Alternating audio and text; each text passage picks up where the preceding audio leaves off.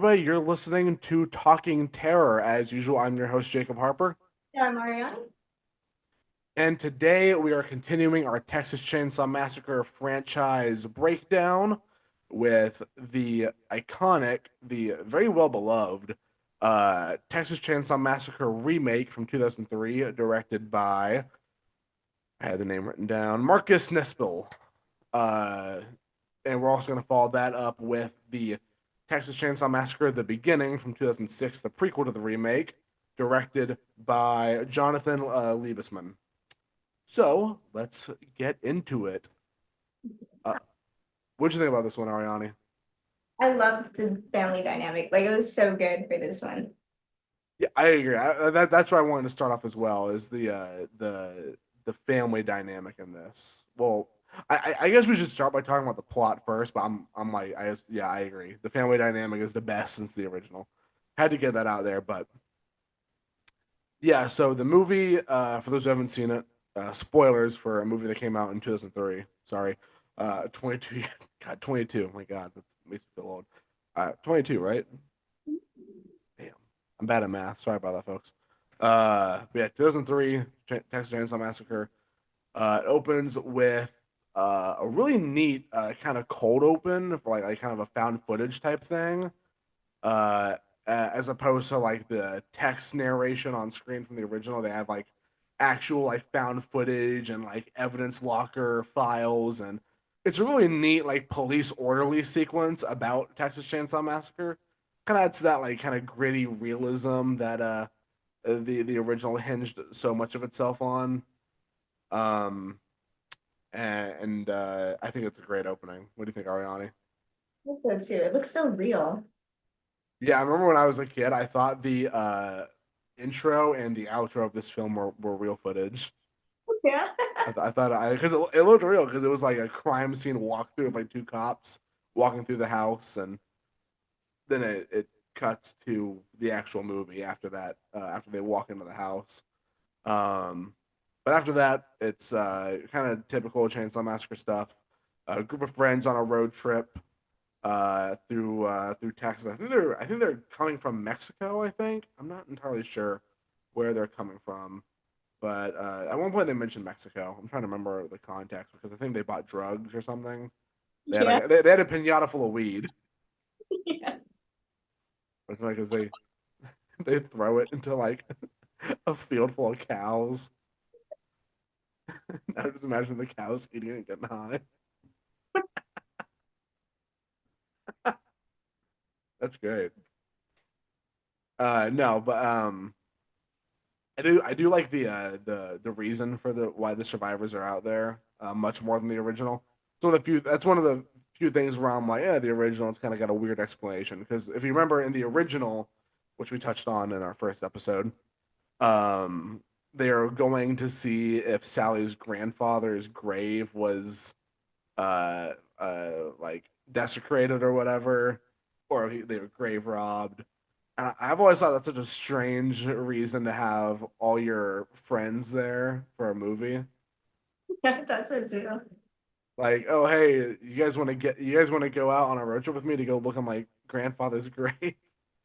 Make sure his body wasn't stolen? Yeah, sure, why not? I'm like, I get y'all didn't have a lot to do in the 70s, but surely there's something else that could have been done.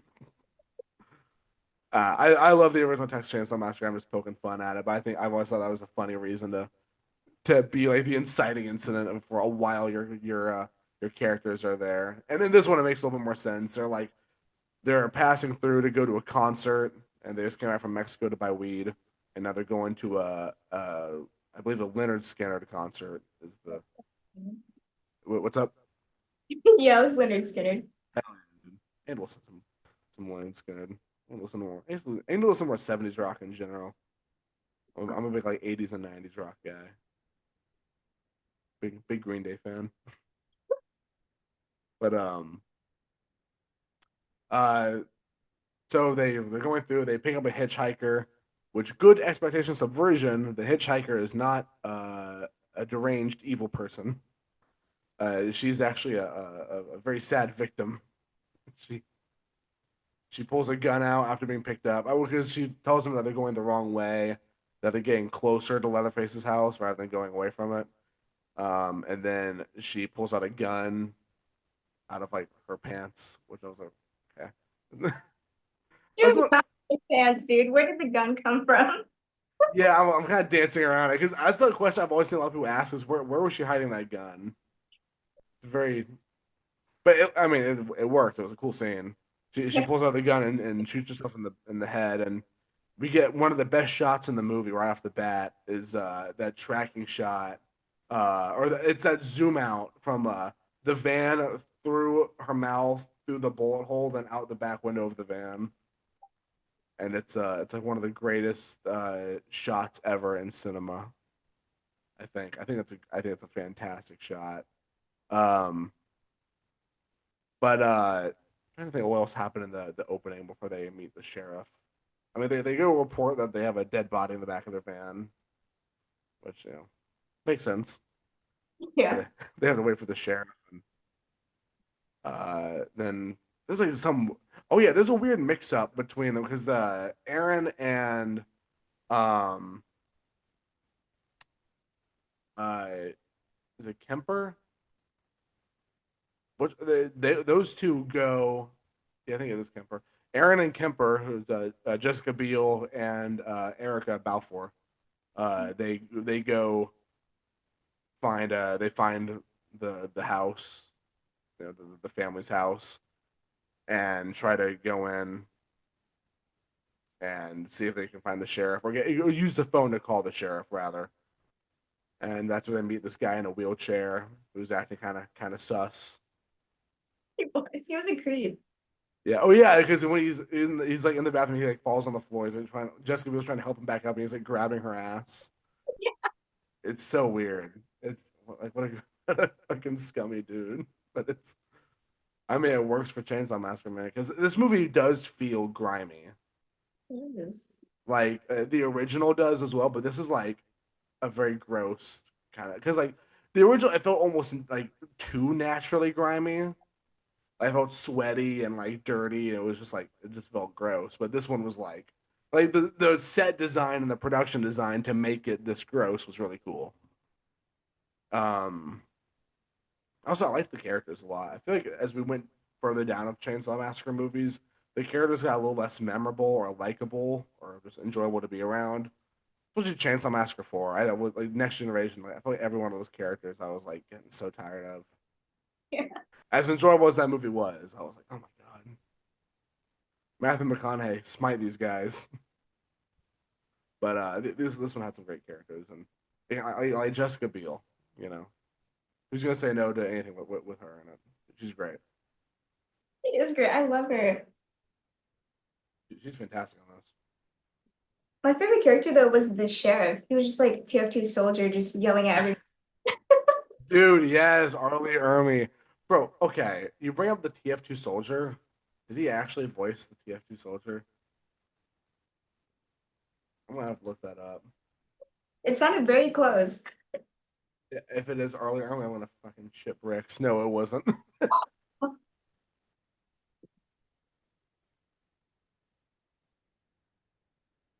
Oh my god, dude. So it was Rick May that voiced the soldier in TF2. And damn, he died in 2020. Damn, that's sad.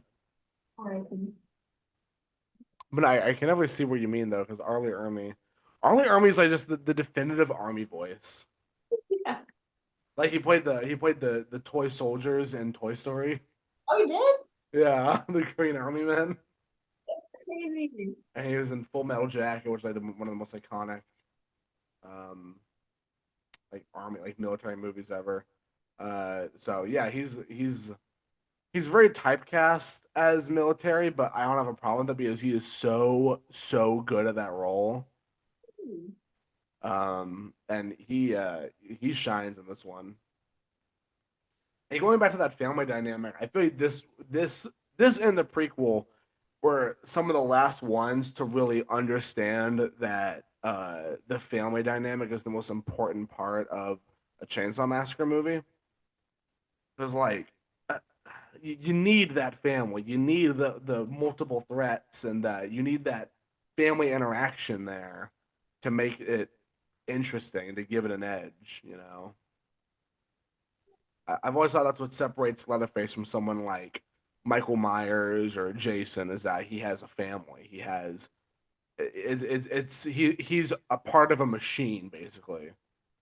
Oh, that's a good comparison. Thank you. No, like the family is a killing machine. He's just one part of it, and it opens the door for so many more interesting stories, more characters. Like I enjoy how if you watch all the Chainsaw Massacre movies with the mindset of them all taking place in the same continuity, it just makes you think that Leatherface is living with different family members each time. Like he's getting moved around like in foster care, but for different families, and all these people are somehow related to him in one way or another, which is a fun way to look at it if you ever if you like us like psychotically watch all nine movies in, within like a week.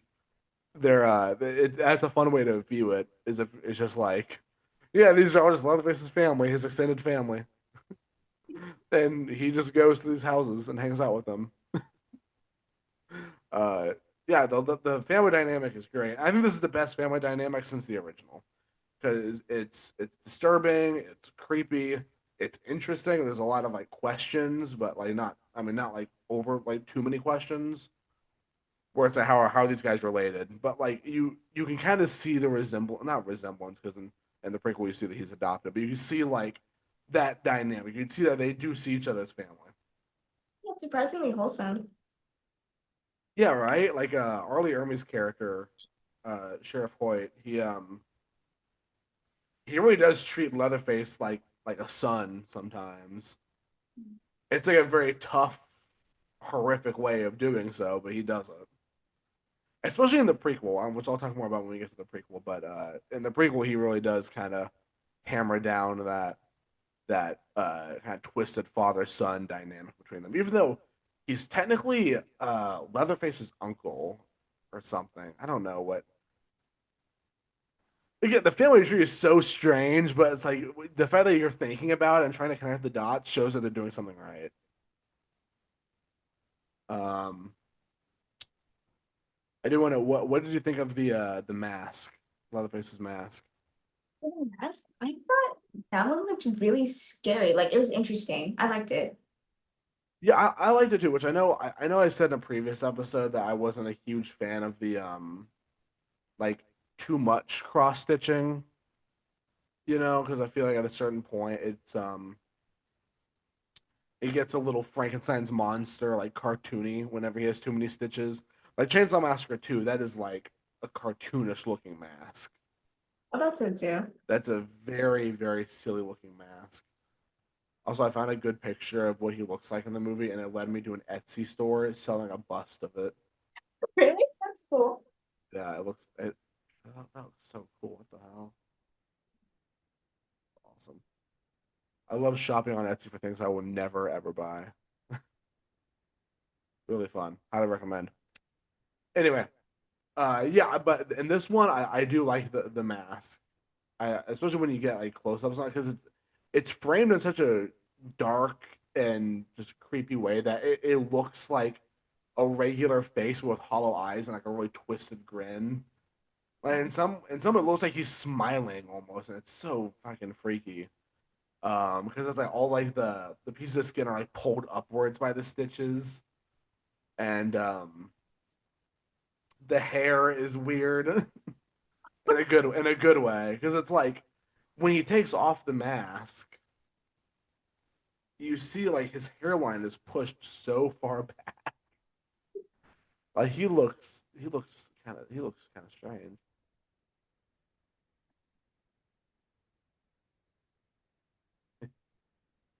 Trying to find a good picture of him with his mask off. Yeah, yeah, it's his hairline is like pushed to like right here. It's like right on the center of his head. So it's like there's this much here that's like hey, Oh, that's just like that's just like flesh. It looks like raw flesh. It's so weird. And he also has no. He has like kind of a Voldemort thing going on, guys. which we learn in the prequel is that he has uh a skin disease that's like eating away at his face. The mask is kind of cute. The what? The mask is kind of cute. It's kind of cute. Smile. The smile. That's fair. I like this behind the scenes. This behind the scenes picture here. I'm gonna send it to you on the Zoom chat, but it's this was from I think it was from the prequel or the remake. I don't remember which one, but there's like a photo of like young Leatherface when he's like a teenager or a preteen, and shows like what he looked like. Oh, it's so sweet. And he's actually smiling and shit. And I was like, damn, that's like different. That's different from what we usually see. It was looking at like the comparison now, the difference between him in the prequel and him in the 2003 one is like insanely different. Maybe it is just like lighting and all that, but I'm like, damn, I think it was like a rough few years. They messed him up, bro.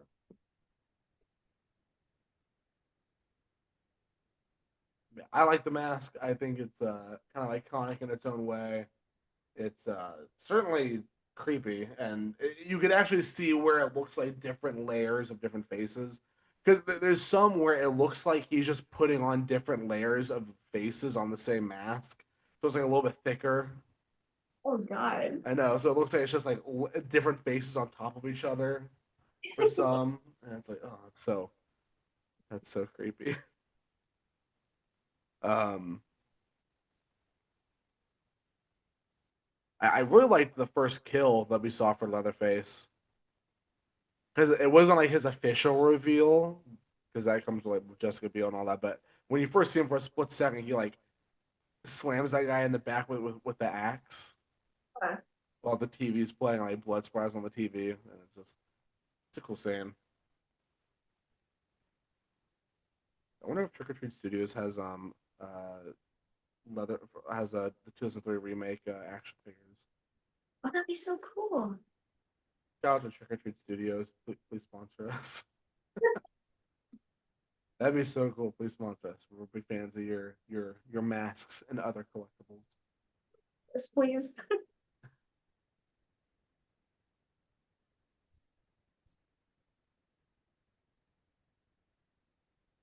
Oh my god, they do. They have a dude. They have a 1/6 scale action figure for $230. Oh my god, dude. Yeah, what kind of rich man do you take me for, Trick or Treat Studios? I host a horror podcast, bro.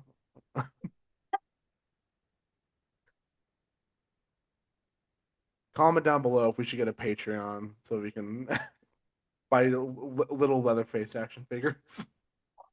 Hell yeah. Oh yeah, dude. Um, but yeah, I thought overall Leatherface was intimidating in this. His reveal scene was really cool, like his full reveal. So too, it was so intimidating. He's like such a big guy. Yeah. Okay, dude. Do you know how do you know how big Leatherface is in the original? No. He's like, I have to go back a little bit.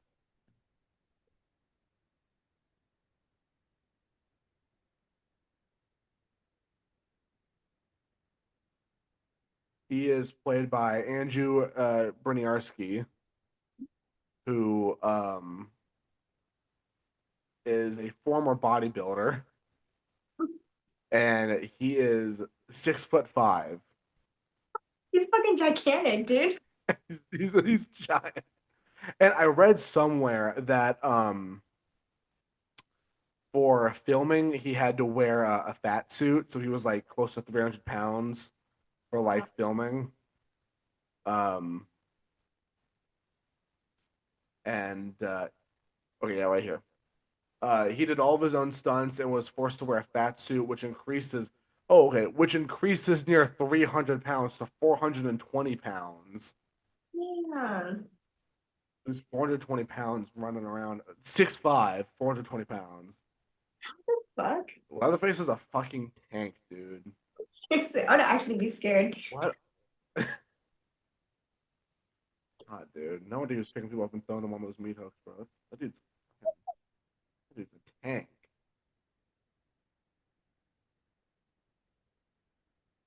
Also, one thing I'm reading here is well, I was going to point this out earlier, but this kind of adds to it. Is Platinum Dunes, the people who make these, who made a lot of these remakes in the early 2000s. I like how they kind of reused people that were like bringing in successes, because the screenplay for this was written by Scott Kosar, who went on to write screenplays for The Machinist and the Platinum Dunes remake of the Amityville Horror. Whoa. Have you seen the Amityville Horror remake? No, I haven't. I haven't seen that in a long time, but I remember it stars Ryan Reynolds, Really? which is it's funny to remember a time when Ryan Reynolds was trying to be a dramatic actor because he's so all in on comedy now that it's like it's strange to imagine that at one point he tried to be like a drama actor. He was in a remake of the Amityville Horror. And also the director of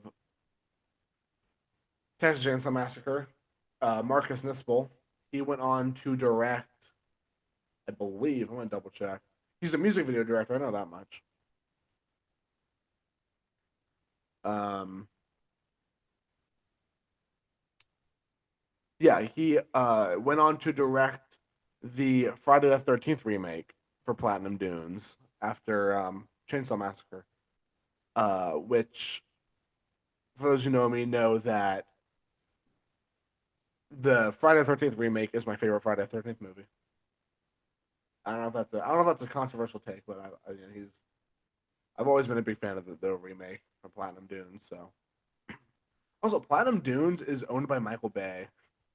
Is it really? Yeah, which I've always found hilarious because I always know him for like the Transformer stuff and all the action movies and shit. But then when you watch one of these early 2000s remakes, there's like a good chance you'll see Michael Bay's name in the credits. Awesome. I know, right? Also, wasn't this Michael Nispel's Marcus? Marcus, his name is Marcus. Yeah. Marcus Nispel. Sorry. Wasn't that his first like movie that he directed? I feel like it was.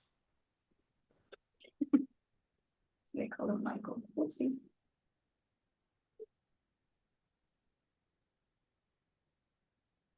Okay, he was set to make his feature directorial debut with End of Days, but stepped down before shooting due to issues with the budget. In 2002, he signed on to direct Texas Chainsaw Massacre. So yeah, I guess it was his first feature film. Oh my god. What a great guy. He was initially opposed to remaking the film, but Daniel Pearl, the cinematographer, we saw him at Texas Frightmare. Shout out to Daniel Pearl. Uh, Daniel Pearl, the cinematographer of the original Texas Chainsaw Massacre and regular collaborator with Nispel, convinced them to direct it. The film was released on October 17, 2003 to negative reviews, but was financially successful. It's good. Here comes the money. And I gotta say, I don't. It's weird to think that this got negative reviews because this is like, it goes to show that in hindsight, in retrospect, things change. Because I think this is one of the more well-regarded remakes of that era. Yeah, it wasn't even bad.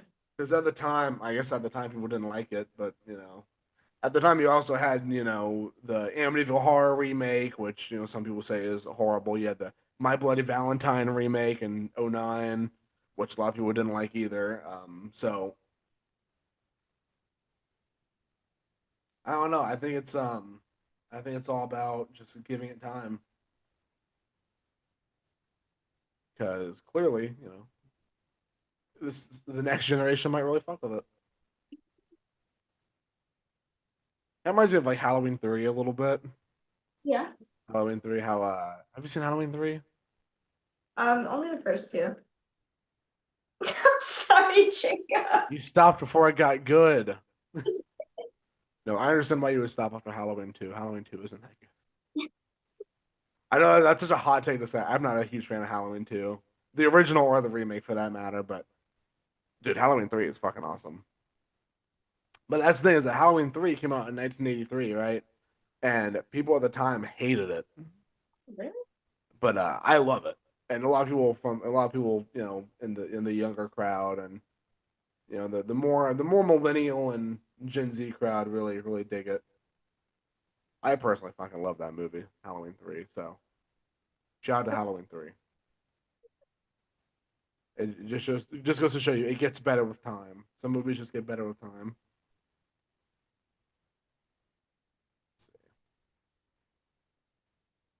But it's interesting that it didn't get it got a 37% on Rotten Tomatoes at an average of 4.9. Uh, Metacritic gave it a 38 out of 100. Wow. Uh, but audiences on CinemaScore gave it an average of B plus, Well, that's pretty good. which is which is interesting. I didn't know this. I didn't know that. I guess the cinematographer is the same as the original. It's Daniel Pearl. So that is, yeah, yeah, Daniel Pearl, who directed. I mean, he did the cinematography for the original, and then he did it with the remake. That's kind of cool. That's cool. And we saw him. No, and also I meet him. I gotta get him to sign both my DVDs.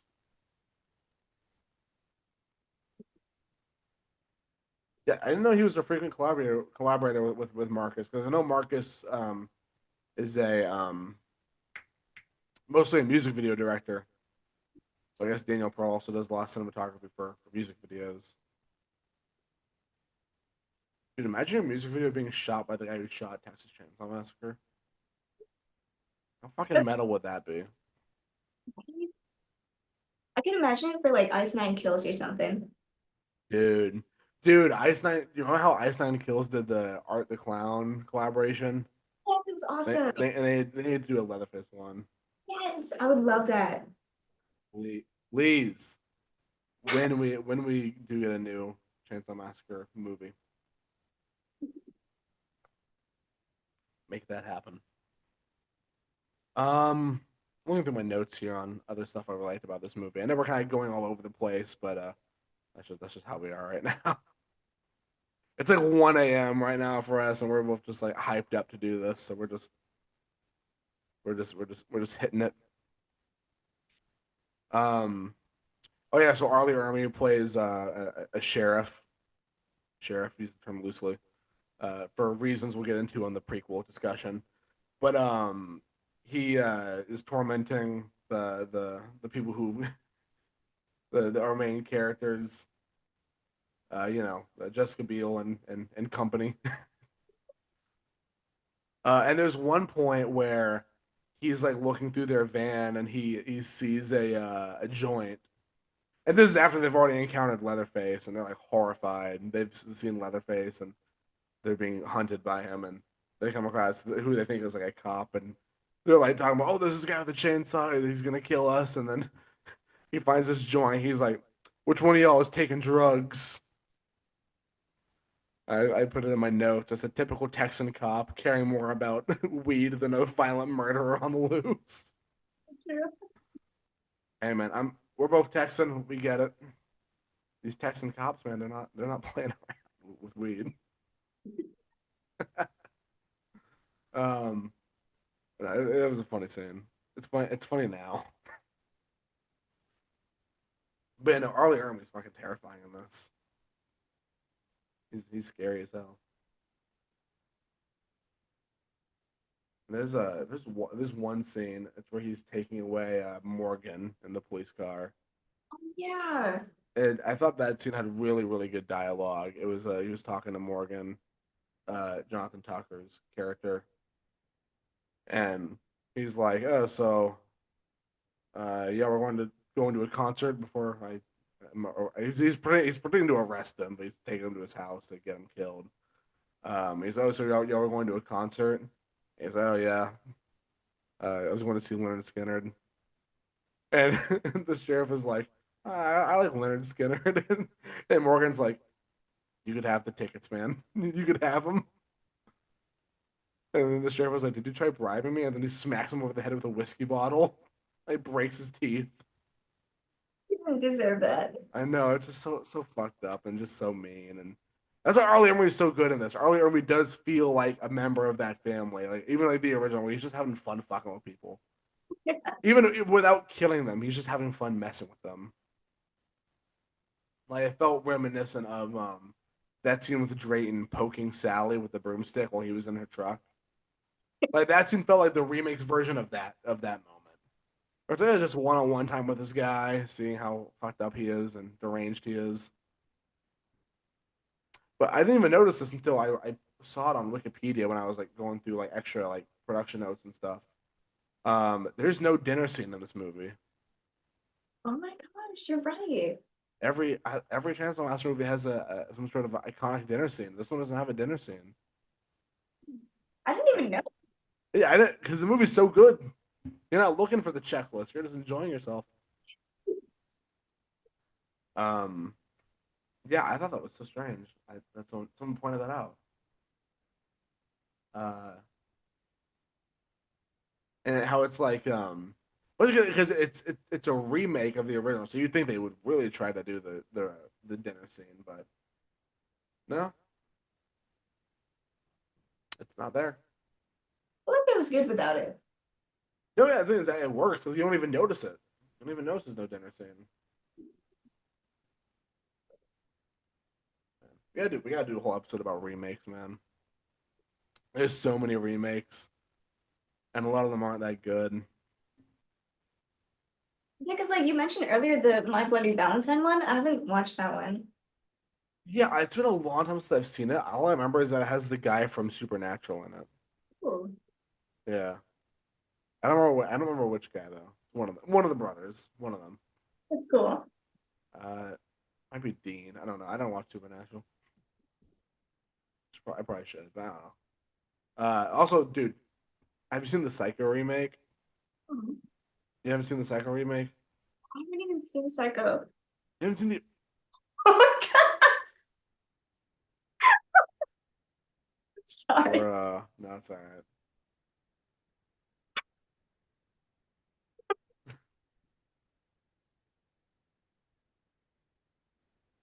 Okay, I'm back. I had to go get some water. I was very parched. Um, all this yapping about Chainsaw Massacre and the remakes and shit. Yeah, I mean it sucks that this didn't get the critical reception that it I feel like it deserved. But hey, it made money, and I guess I hate saying that's all that matters, but I mean, you know, And it does. making 107 million on a $9 million on a $9.5 million budget, not bad, not bad at all. I think more stuff from the movie that I really dug. Um, yeah, I remember one thing I really liked was the set design for Leatherface's basement. Yeah, it was like grimy. It like actually grossed me out. Because I like how it felt like it kind of was its own little butcher shop kind of because it had like the meat hooks, it had like the salt because oh my god, I just remembered he cuts that guy's leg off and puts the salt in the wound, like he literally salts the wound, bro. He takes salt and like shoves it up the leg.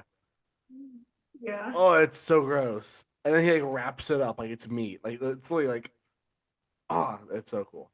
I Was it love that. Drinking out of my saw cup, man. I, at one point we were talking about doing all the Saw movies for September. Not happening, dude. Are there actually? There's like 11. Oh, that's a lot. I know it's taking us this long to get through 9 with Chainsaw Massacre, so I think Saw is a little bit. We're not on that level yet, but that's okay. Let us know if you want us to review all the Saw movies. We will do it if people want it to. It's just it'll take a while. It'll take a long while. What was your favorite Saw movie out of the whole franchise? Saw 1 and 2 were pretty good. And I also liked Saw 10. Saw 10 was really fucking well done. Like for a 10, it had no right being as good as it was for a 10th movie. Yeah. And what I like about the Saw, we're just getting on to talking about Saw now. What I really liked about the Saw movies is how they haven't cut the continuity yet. So there's no remakes or reboots or retcons. It's just one long story Oh, that great. they keep adding to, kind of like Scream or Child's Play, which I really like. I like how Child's Play doesn't hasn't or they did do a remake, but it's not canon. But everything in the Child's Play franchise except for the remake is canon. I kind of love that. Like I love when franchises kind of stand by their weirder moments. Like Chucky, they're like, yeah, we had a movie where Chucky has a wife, and we had one where he has a child, and that's still canon. That we're not taking that back. That's part of the lore now. Get used to it. So if you want to be involved in this story, you have to watch those. And I love that. I think that's such a great way to go about your franchise. And not retcon or reboot anything. Just be like, yeah, this is part of it. Deal with it. Actually, did you know that the slaughterhouse scene was filmed at an actual working slaughterhouse? Oh shit, really? That's called the Taylor Meat Company because it was filmed in Taylor, Texas. Oh shit, okay. I thought it was filmed in Austin. It's filmed at your mom's house. Okay. My co-host is so mean to me, bro.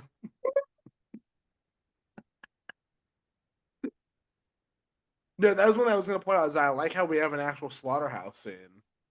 It's Uh, it's kind of weird that it took us this long because like there's all this mention of like slaughter and meat and even going all the way back to the original they mention that they all work at the slaughterhouse or at least the grandpa and the hitchhiker both work there.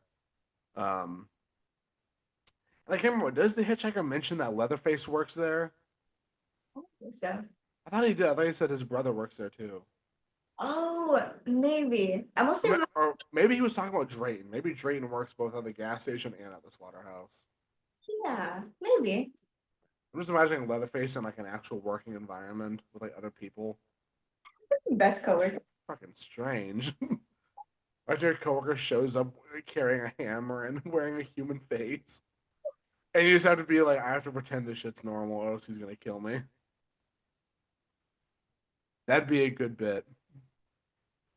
That'd be a really good bit in a movie for him to be like, "Fuck, dude, ah, shit, he's in here. I gotta just pretend this is normal. I don't look directly at him. It's fine. Just let him do his work."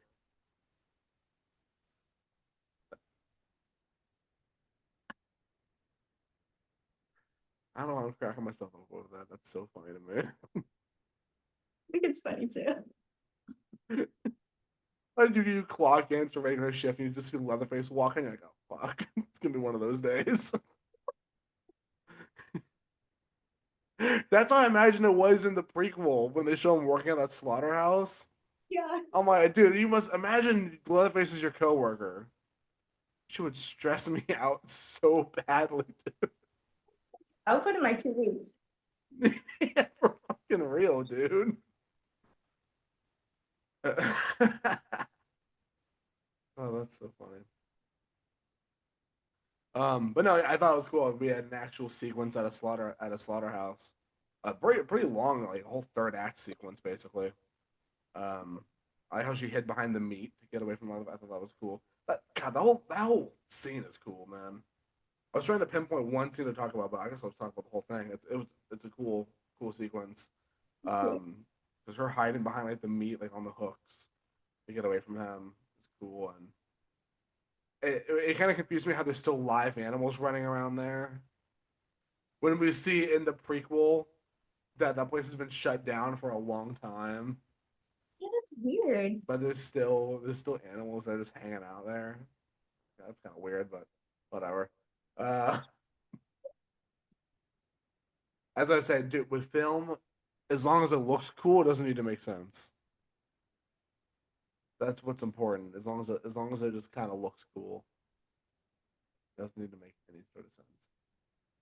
Like with Halloween, with Michael Myers. There's a huge. Have you ever noticed this plot hole in the original Halloween Mm. where it's leather? I almost said Leatherface. Michael Myers is put in an insane asylum in an asylum when he's 6 years old. Then 15 years go by, so he's 23 at the time of Halloween. He hasn't been out of the prison at all since then. Yeah, But he's driving a car. that's How weird. did he learn how to drive a car if he's been locked up since he was 6? He would have no idea how to work a car. Yeah, I would expect he has like the mind of a toddler still. You think he's on some Leatherface stuff? I said toddler. I don't think 6 years old is toddler. No, he's not. Wait, what? Well, hold on. What?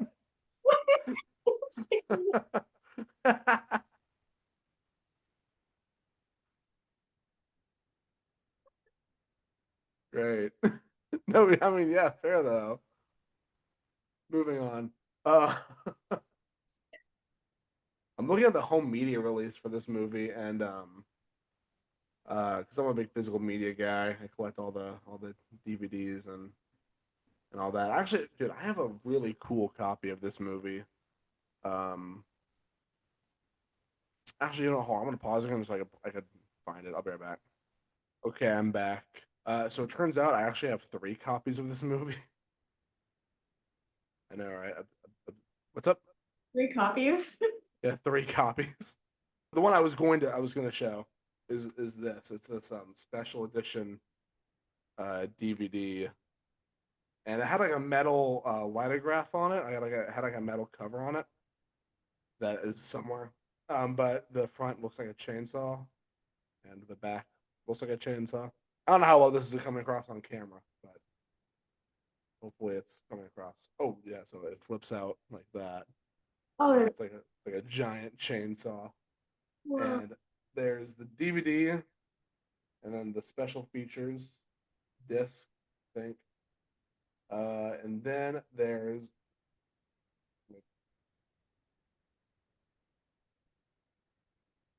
a lot to unravel, but there's this sealed evidence envelope Oh, that's that cool.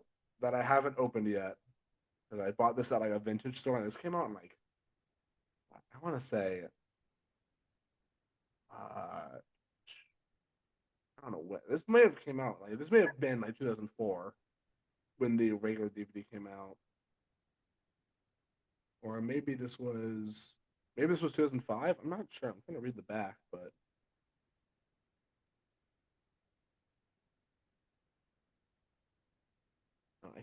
I can't find a date on when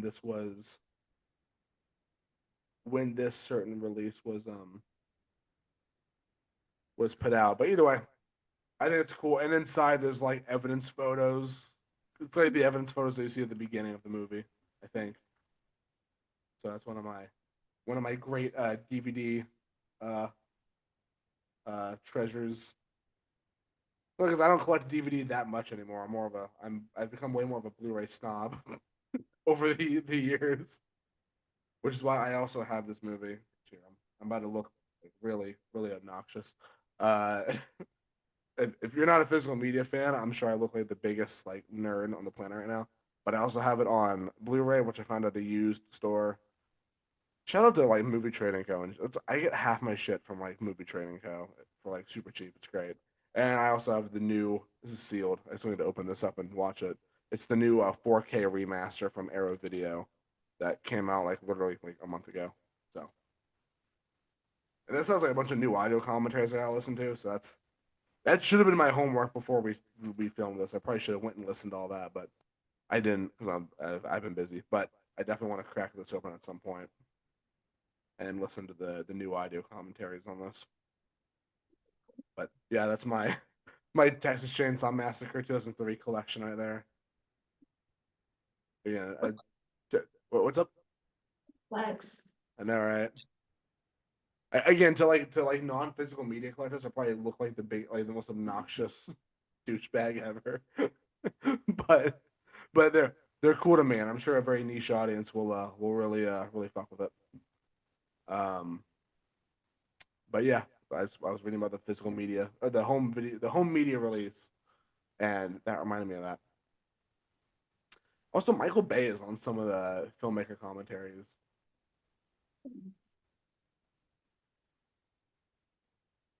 Oh yeah, I kept reading the home media thing, and yeah, the DVD I just showed with the metal plate that was from 2004. So that envelope has not been opened since 2004, which is very interesting. This was a document. I need to get on my grind and watch more special features on movies and stuff. I have a few that I've like watched. I need to watch more of them.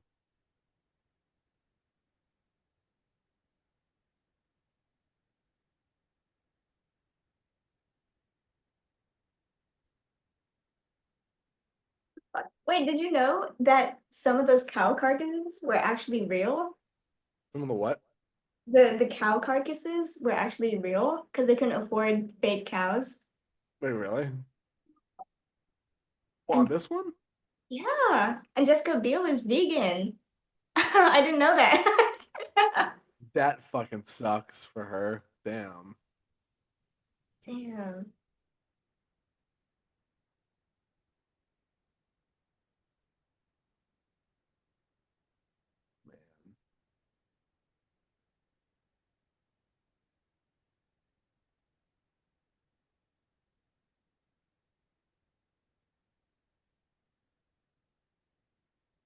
I feel like I don't have any more notes about the remake.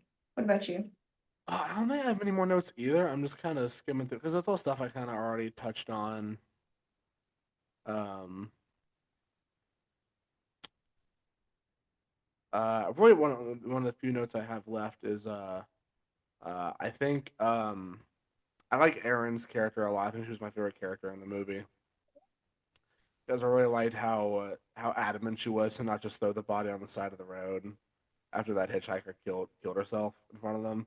Because it's like that's such an impossible situation. I can't say for certain what I would and wouldn't agree with. I'd be like, oh, like on one hand, I don't want to be around this town. But on the other hand, like, yeah, it sucks to leave her there, but like, fuck, I want to get out of here. So I got both sides of that argument. But I liked how Aaron was very much like, let's just like, let's just stick it out to make sure her body gets put somewhere that's not on the side of the road, which I really dug.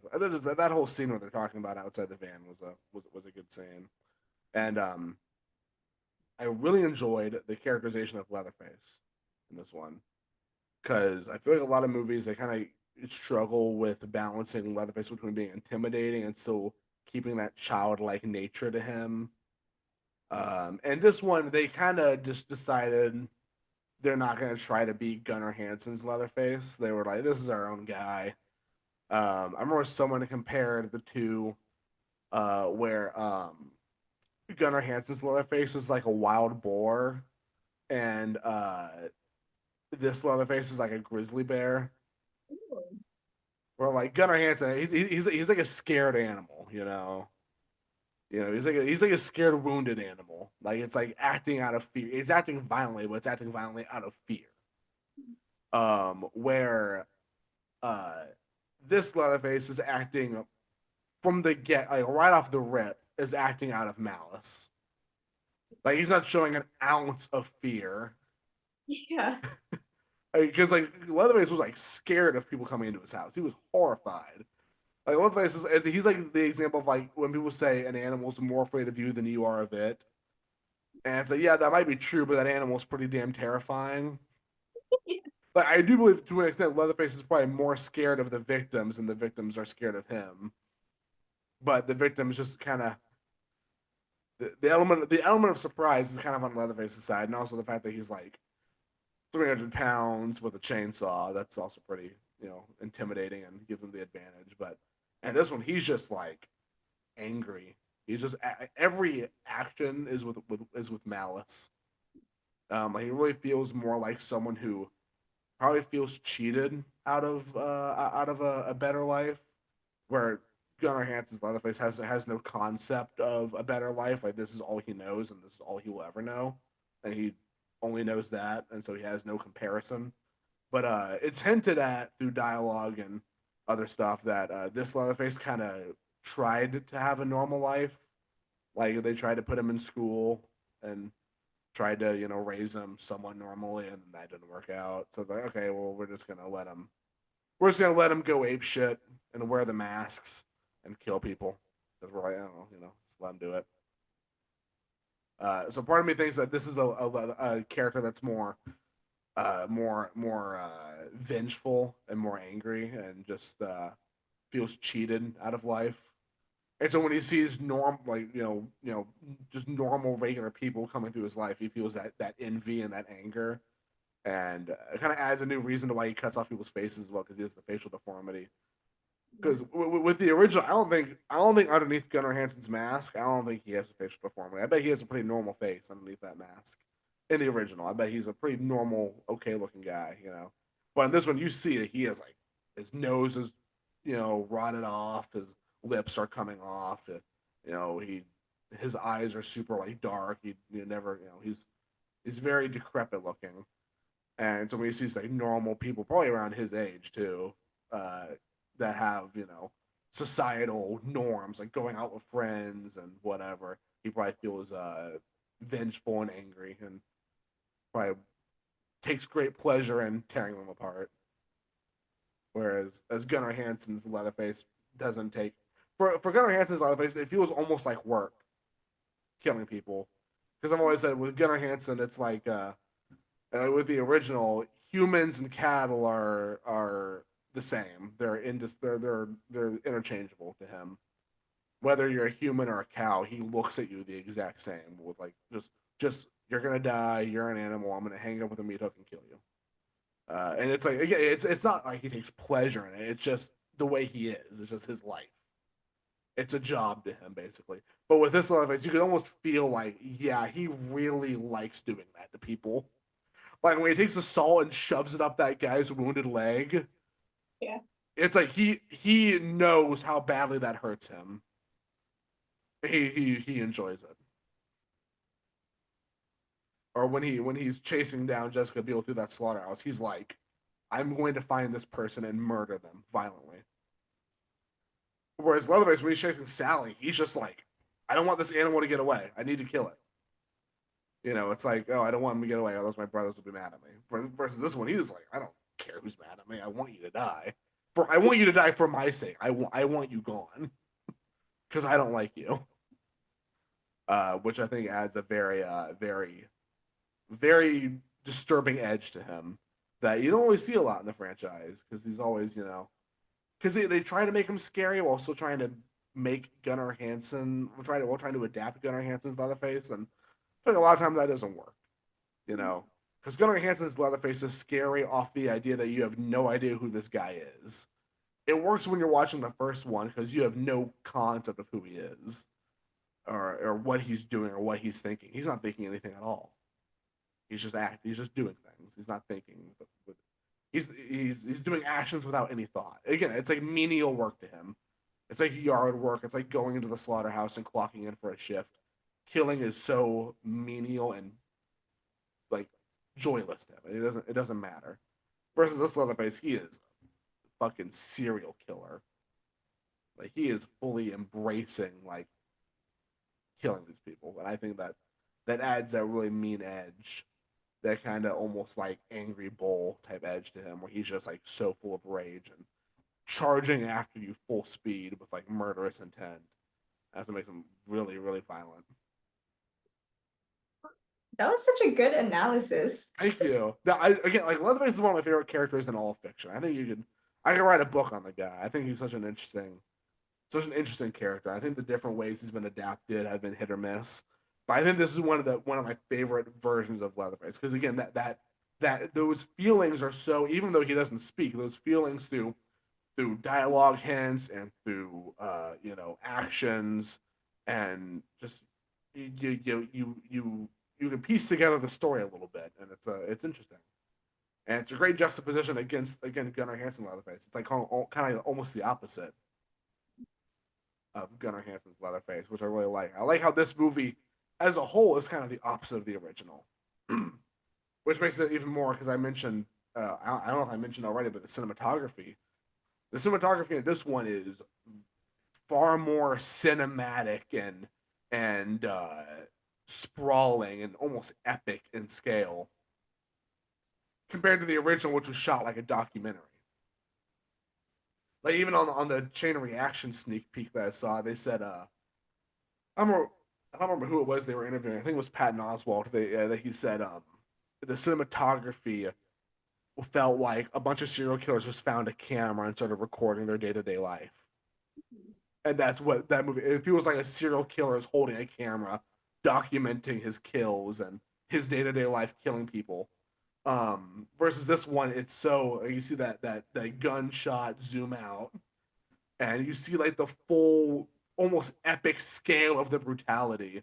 When you see all the close up shots of Leatherface's basement, you see the severed heads piled up on the floor. You see all the like junk he's collected from different people he's killed, like just all over the place. It's like it's epic almost uh, through the cinematography, and so that's what I like about this remake is how it does it takes care of a lot of the basics of the original, but by giving it a new meaning to it on all aspects: cinematography, character motivations, performances, context of the characters. It's different in every single way, but it still captures that really gritty, grimy, mean feeling of the original. Um, it's one of my favorite remakes. One of my favorite remakes ever. What do you think, Ariani? I was enthralled by the dialogue and shit.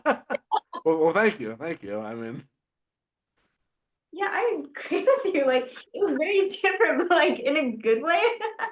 I like how action packed it felt. Everything felt so fast that the ending just like it just came. yeah, yeah. Because like that's is that like even with the original, the ending, even though you're at a natural ending, it feels kind of sudden. It feels like the camera just cut off. It really feels like they ran out of film, and we don't know what happens next. We don't, you know. Does Sally fucking die? We don't know. It looks like she survived, but like just how abrupt it is, it feels like it just cuts off instantly. Whereas this one, it does feel like a cinematic, like you know, good ending because Jessica Biel. Uh, oh yeah, we totally glanced over. We got so caught up talking about Leatherface and all that. We forgot to talk about Leatherface's neighbors, which is a whole other plot point in the movie. I totally forgot to talk about that. Which I guess we'll talk about now. Uh, what his neighbors? What'd you think of them? They were definitely oddballs, and like it was kind of like thrilling to me. Like it gave me goosebumps when the main character, Jessica Biel, was just like, "That's not your baby." Yeah, that realization because when you see that picture in the car graveyard, which I like how they kept the car graveyard. That's an underrated set piece from the original. Because if you look back at the original, you see that when they're walking, there's a garage like off to the side full of like broken down cars, and it makes you realize, like in retrospect, like, oh shit, this is not the first time they've done this. Obviously, people have come here by accident and have gotten killed for it. So I like how they kept that in the remake. There's a whole graveyard of cars, and you see like it's almost like a list of how many people they've killed. Almost, it's like it is a graveyard. It is like these are all the people that have died by their hand, and this is all that remains is their car and some of their belongings in the car. You see the picture of the hitchhiker in the car in this one, and she's holding her baby, who is the baby that the neighbors have. And I think what's really disturbing about the neighbors, besides kidnapping a baby, which is pretty disturbing, but I think what's really disturbing about them is how accepting they are of the circumstances. How it's not even it's not they're not the Sawyers in this one, they're the Hewitts, but uh the family, the insanity isn't just contained to the family. It's like the neighborhood. It's like the whole fucking town. There's not really many people in this town, but it's like everyone involved is insane, and they're all just playing by the same insane playbook. Like they're all on the same page, but they're all insane. And how just accepting they are of it, because it's like when you're an outsider and you're just there, like your Jessica Biel's character, a total outsider, confused and disturbed, And these neighbors are like, no, this is normal. It's okay. Like, it's fine. But, oh, that guy with the chainsaw? No, he does that sometimes. It's whatever. And it's like that, like, normalization of it is so disturbing and creepy when you think about it. How they're just okay with it because they've grown up. They have leather. They watched Leatherface grow up basically because the older woman says like, "Oh yeah, we knew him when he was just a little boy. He's fine. He's harmless." So he's most certainly not fucking harmless. But to them, they see it as this is a harmless kid just playing outside. Like, oh, he comes over here sometimes, or he won't bother you. It's whatever. Like, because they're like, he has never bothered us because his family told him not to bother us, and we're fine. We don't bother him. We don't get in his way. We don't piss him off. Again, where Leatherface feels like a wild animal, except here he's like he's like a grizzly bear. He's like, don't mess with it. Like, don't poke that bear. And that's like, oh, that's how we survive. It's like, oh, it's whatever. He's over there. We're over here. No biggie. And he's just tearing through people left and right down the street. That's one thing I really like about that very small scene with the neighbors, which I do kind of wish they expanded on in the prequel. Before we get into the prequel, I guess I'll say now they don't really expand too much on them, and I noticed, which is strange, but I think it's fucking cool that just through that world building, we have the neighbors who are just like, oh yeah, he has that skin disease, and he's just a little boy. Don't worry about him, because I guess to an extent he still has that childlike mind. Like he does have like a mentally stunted mind, but he's still way more mean and violent than Gunnar Hansen's Leatherface. So it's like you're a little more afraid of him. Because with Gunnar Hansen's Leatherface, to an extent, I can imagine like if he got therapy and if he was locked up somewhere and he got therapy, maybe salvageable, not salvageable, but maybe like harmless. He could be subdued into being harmless if you just take away his chainsaw and hammer and get him a little bit of like therapy coaching, like, hey, maybe don't wear severed faces. I feel like Leatherface, the original Leatherface, could maybe be salvaged into just a pretty harmless, subdued individual. This Leatherface, I'm not so sure about. I'm a little bit more like, oh, that guy probably needs to go. That guy's bad. Which I like how Aaron fucking chops his arm off. Like, dude, the first time I watched it, I was like, dude, no fucks given. Just flew out of that locker, Hmm. just smacked the hell out of him with that. It was Uh, fucked. it was what? It was fucked. I know, but it was like the fact that she didn't stop going at him with it because he was like trying to push her off, and she was just like, "No, I'm getting this damn arm off." And then you see like it's his arm that's holding the chainsaw, which is even funnier because it gets caught and because the weight of the chainsaw just falls to the ground, and it's like spinning around because it's still connected to the chainsaw, and all the way it's just like trying to pick it up. He slips on the blood. It's like almost like cartoony, but it's like insanely violent, and it happens so quickly. You're like, what the hell? But before you even realize what's happening, you see Leatherface on the ground trying to pick up his own severed arm, and Jessica Biel is gone. She's like all the way out the door before you even realize it. So I like how quickly that scene was like you feel the adrenaline. You feel the adrenaline in that moment. I thought it was a great scene, and I like how Leatherface is still alive somehow at the end of it. Like that means he grabbed his chainsaw from his severed arm, left his severed arm there on the floor, walked all the way out of the slaughterhouse with a missing arm, and still like tried to jump scare Jessica Biel on her way out. It's great. I like how she double tapped the sheriff with that car. But that's that getting back to what we were talking about originally is that this does feel like a more of a triumphant ending. Like it feels like again like going back to that kind of scale, that epicness. It feels like triumphant, like bittersweet because she lost all of her friends, but she saved this baby and she's out of here alive, and she's not screaming and losing her mind like Marilyn like Sally, in the original. She's more like strong willed. She's like okay, like I survived that shit. She's very badass about it. That's what Yeah. I like. What's up? That's what I like about it. Yeah, it was very, very just like I fucking survive that shit, and I win. Which is great.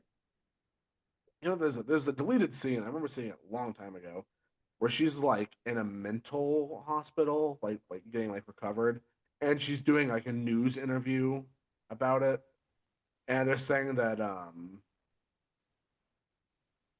they think they caught Leatherface's dead body, but when she's talking about it, she's like, "No, he only had one arm because I chopped his arm off."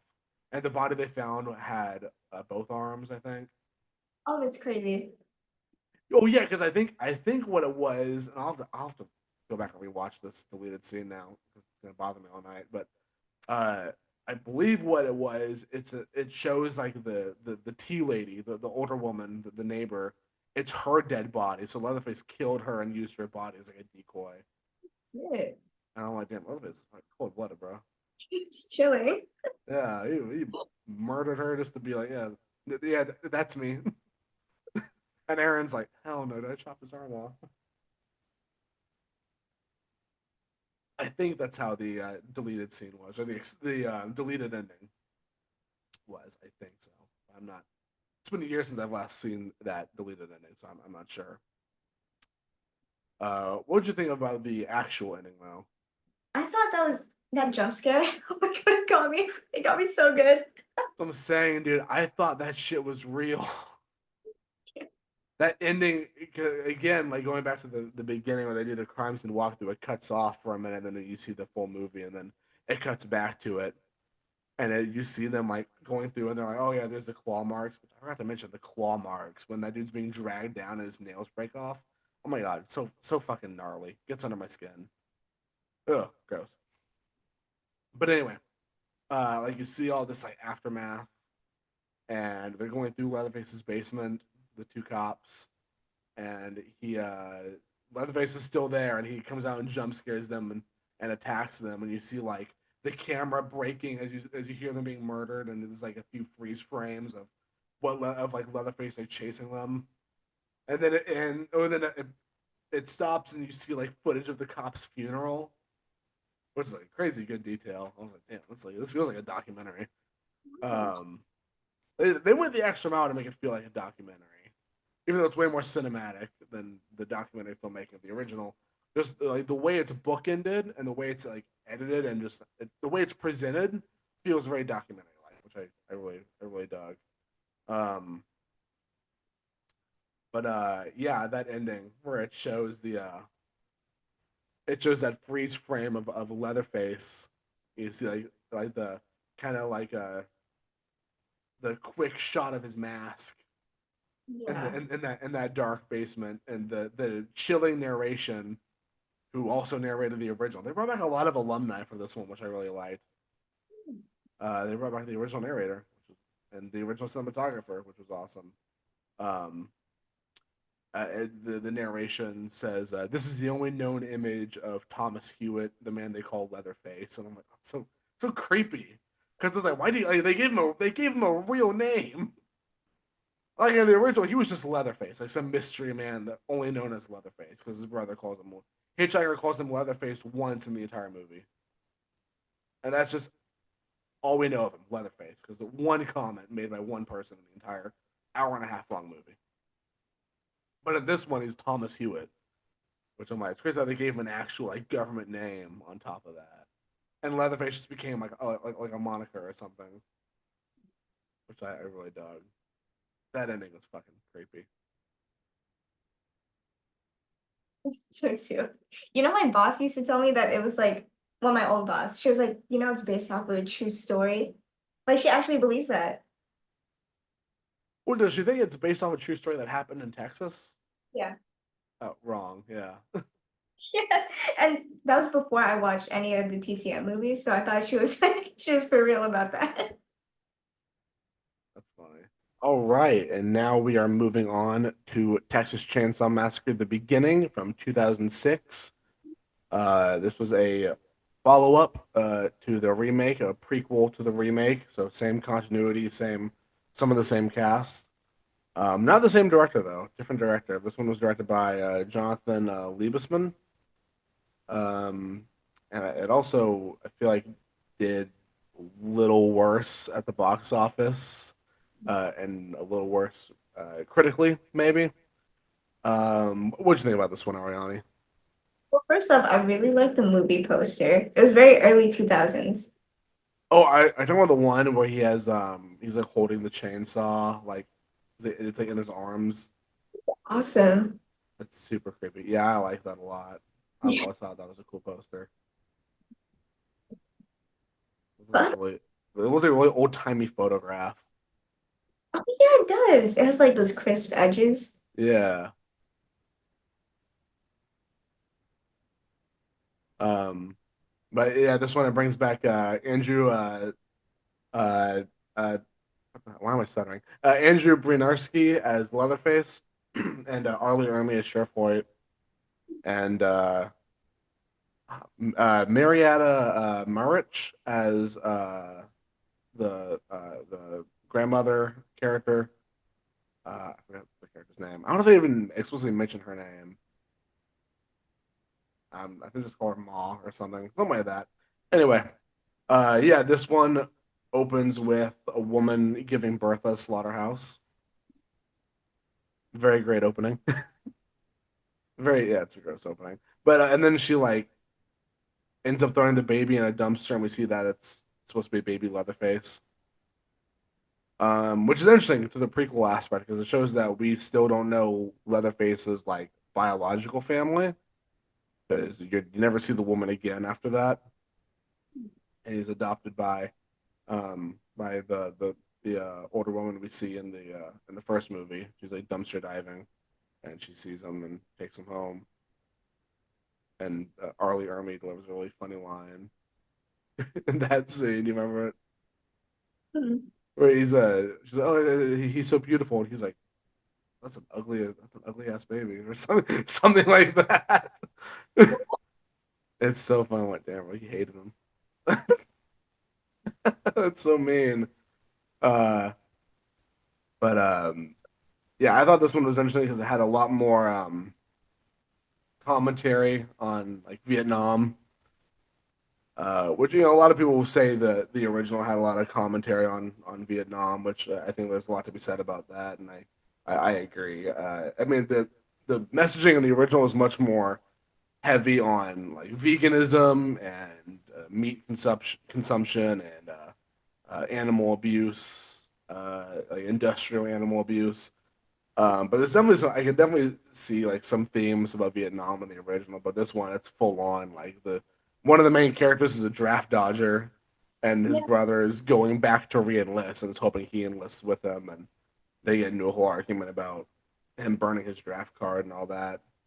But there's also I thought there's really the backstory of the sheriff that he explains that he was a prisoner of war, and that's how he became a cannibal. I thought that was a neat way to show like the horrors of war and how we can bring that home and how that one thing just set off a whole chain reaction of problems. Well, I imagine if the sheriff never became a cannibal, then Chainsaw Massacre probably wouldn't have happened. Yeah. So I feel like there's something to be said about Vietnam and how you come home totally changed and it's for the worse usually. I just hit my chair. Oh my god. I was trying to scoot my chair and I hit my desk during that insightful commentary. Sorry if you heard my whole desk shake during that insightful commentary on Vietnam. But what did you really dig about this one, Ariani?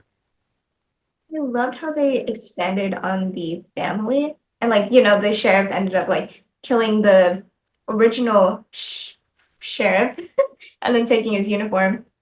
Yeah, I thought that whole scene was cool because he starts because you don't really know much about the guy before he becomes a sheriff. He just kind of seems like a nobody.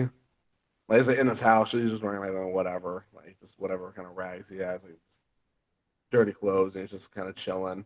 And the sheriff was like, oh, "Hey, your son killed someone. We need to go arrest them, and I think you should help me with that." And there's a really cool moment that I always remember in this movie is that there's a low angle where you don't even see Arlie Ermey's face for like a while in this movie. He's kind of like kept in the shadows. But there's like this low angle where you see his like his hand twitches a little bit when the sheriff is talking to him, and it's almost like he knew that it was going to happen. He was like annoyed. He's like, "Oh damn it, Thomas killed someone." Shit, all right. Or maybe Thomas has been killing people, but he's like, "Oh shit, now I'm caught. That sucks." And I was trying to think of a plan out of it, and then the cop stupidly leaves his shotgun in the car, right there on the dash, not even locked up. Just, oh, I'm just gonna leave that here for you. Um, oh yeah, so Leatherface is working at the slaughterhouse his mom worked at. Um, and uh, I'm getting way ahead of myself. I keep talking about things and remembering things that happened before it that are like required for context. Um, but the movie after that whole birthing scene and him getting adopted, it opens with um a kind of like flash montage of Leatherface growing up, and you see through like various quick cuts of like his like patient files from like going to the doctors that he has a facial disease that's causing his skin to deteriorate and rot away on his nose and lips, which would explain how he looks in the remake, and how over the years, because of his facial deformity, he's turned to mutilating himself. Like he takes various pieces of like farm equipment and all that and cuts his face up to try to fix it or try to get rid of it, and he kind of makes it worse on himself. Um, you see it through. I wish they expanded on this more. There's so many little things in this like one quick like opening credits montage that I kind of wish they explored more of. Is that you see him where he's like 9 or something dragging a dead dog or coyote through the yard, and you see in the shed he's like ripping the fur off of it and turning it into a mask. So it's like Oh, a strip of fur just like going across his face to hide the bottom half of his face. And it's like just like little moments like that where I'm like, I kind of wish we got more to expand on. But I mean, it was still cool, and it's still cool to know, and it's interesting how they convey this information through a an opening credits montage. But it's like, kind of want to see more of that, you know? Like, if this is his origin, show me like the full origin, you know? Um, but then it cuts to years later. He is working in the slaughterhouse, and oh yeah, in the opening montage, it mentions that the whole town dies because of the meat plant shutting down. And, oh, and it's like, did everyone in this damn town work for that meat plant? Like, did it really have that much of a economic effect on this town? I mean, I guess so, because like everyone moves after that place shuts down, and it's just kind of the end of it. Except for Leatherface and his family, they all kind of stay there. And there's this really funny scene where he's like just angrily chopping away at meat, and his boss is like, "Why is he still here?" And the other guy's like, "I don't think he wants to go home. I think he's just kind of chilling here. He kind of just likes doing this." And the boss is like, "Well, tell him to leave." And the guy's like, "You want me to tell him?" Well, I feel bad for this guy, dude. He's got to go up to we described earlier in the episode. Leatherface in here is like 6'5". The actor that plays him is 5'5", and the India. Well, this is in the first one. He's probably doesn't have as big of a suit in this one, but in the first one, he had a fat suit that made him around 420 pounds. And in this one, I guess he's probably because he's younger, he's probably got a little less body weight, but he's still like a giant hulking dude. He's telling this random employee like, "Go tell that guy to leave." Hell no. I mean, would you do that? Would you go tell this fucking guy to oh. leave? As someone that's forfeited, no. I just imagine you forfeiting going up to this like 6'5" hulking giant, being like, "Excuse me, sir, you gotta go, man." Die within seconds. I don't want to cause a scene here, but you gotta go and get your freaking your jaws on the floor because of a sledgehammer or something. Right? Some crazy, dude. You couldn't pay me. We're not getting paid enough for that, dude. Does he But call then, him an animal? what's up? Call him like a dumb animal? Well, yeah, that's what I was gonna say. That's where I lose my sympathy for him because he's stupidly after like two or three attempts of trying to be nice, he's like, "Get the hell out of here, you dumb animal!" I'm like, "Bro was mean under zero pressure. Like, why would you do that? You fucking idiot!" Oh, I tried telling him twice. I'm just gonna call him an animal as he's holding a giant hammer and swinging like the might of Thor at this table. Read the room, bro. Fucking idiot. And yet somehow that character didn't die, I don't think. Thanks. His boss died, which I mean deserved for making your lower level employee go out there and handle that shit. That's horrible.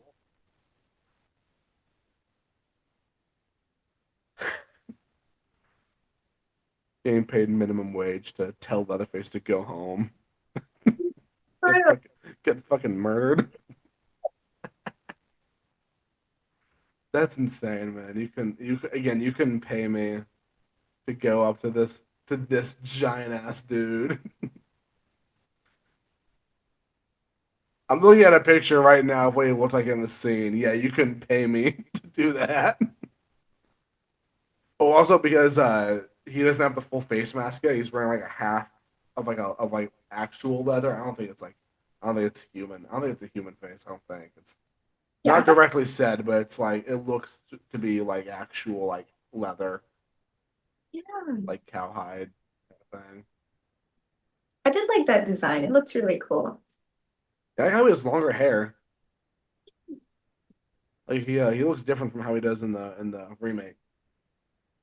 And then he goes up to his manager's office, his boss's office, and then brutally and violently murders him with a sledgehammer. But he murders his boss in a pretty violent, brutal way with a sledgehammer. Which I do like how this movie goes through the effort to not just make Leatherface use a chainsaw. He uses a hammer a lot, just like how he does in the original. Which makes sense though, because like I heard the chainsaw for this one was actually 35 pounds. Oh yeah, no, I've heard that. Yeah, was I remember even in the original they used a real chainsaw, and like Gunnar Hansen was like having to hold that above your head, having to like do this or like even like run with it. An actual chainsaw, that shit's heavy. Much, man. Yeah, I meant to run with those. I mentioned on the last half of this episode, on the first half of this episode, that I got the remake on the new 4K. I also picked this one up. I gotta watch both these on the new 4K and see how they compare. Because I remember when we rewatched this, I went and we got like a DVD from Movie Trading Co. Mhm. Because I don't have all the Chainsaw Massacre movies on DVD, so I need to complete that. And then I ended up just getting the 4K anyway, so I might just have to get rid of the DVD. But I gotta do a rewatch of these on 4K and do the listen to the audio commentaries. Actually, what did you think about the full mask for this one? The what? The full mask for this one? I thought it was cool because it was one of the first times. Well, I guess not. I guess I don't know. Depending on how you count LG and Chainsaw Massacre 2, I'm pretty sure this is the first time we actually see someone get like their face cut off and turned into a mask. I thought that was cool. Yeah, it was cool as hell, dude. Um, I like it. I like how he has kind of he looks kind of nice with it. He looks cool with it. His hair looks nicer. He's got like the curly hair, but also has kind of a mullet. That's nice. He's got a good look to it. Uh, yeah, I like the mask in this one. Oh, that was one thing I forgot to mention at the first half of the episode. Is I like how there's a moment where Erin sees Leatherface wearing her boyfriend's face as a mask. Isn't that And, dramatic? and so that's one of the first times in the franchise we see Leatherface chasing a character wearing a face that they know and adding that extra layer of trauma to it, Sad. which I think is super super badass. And I'm glad to see that kind of continue in this one.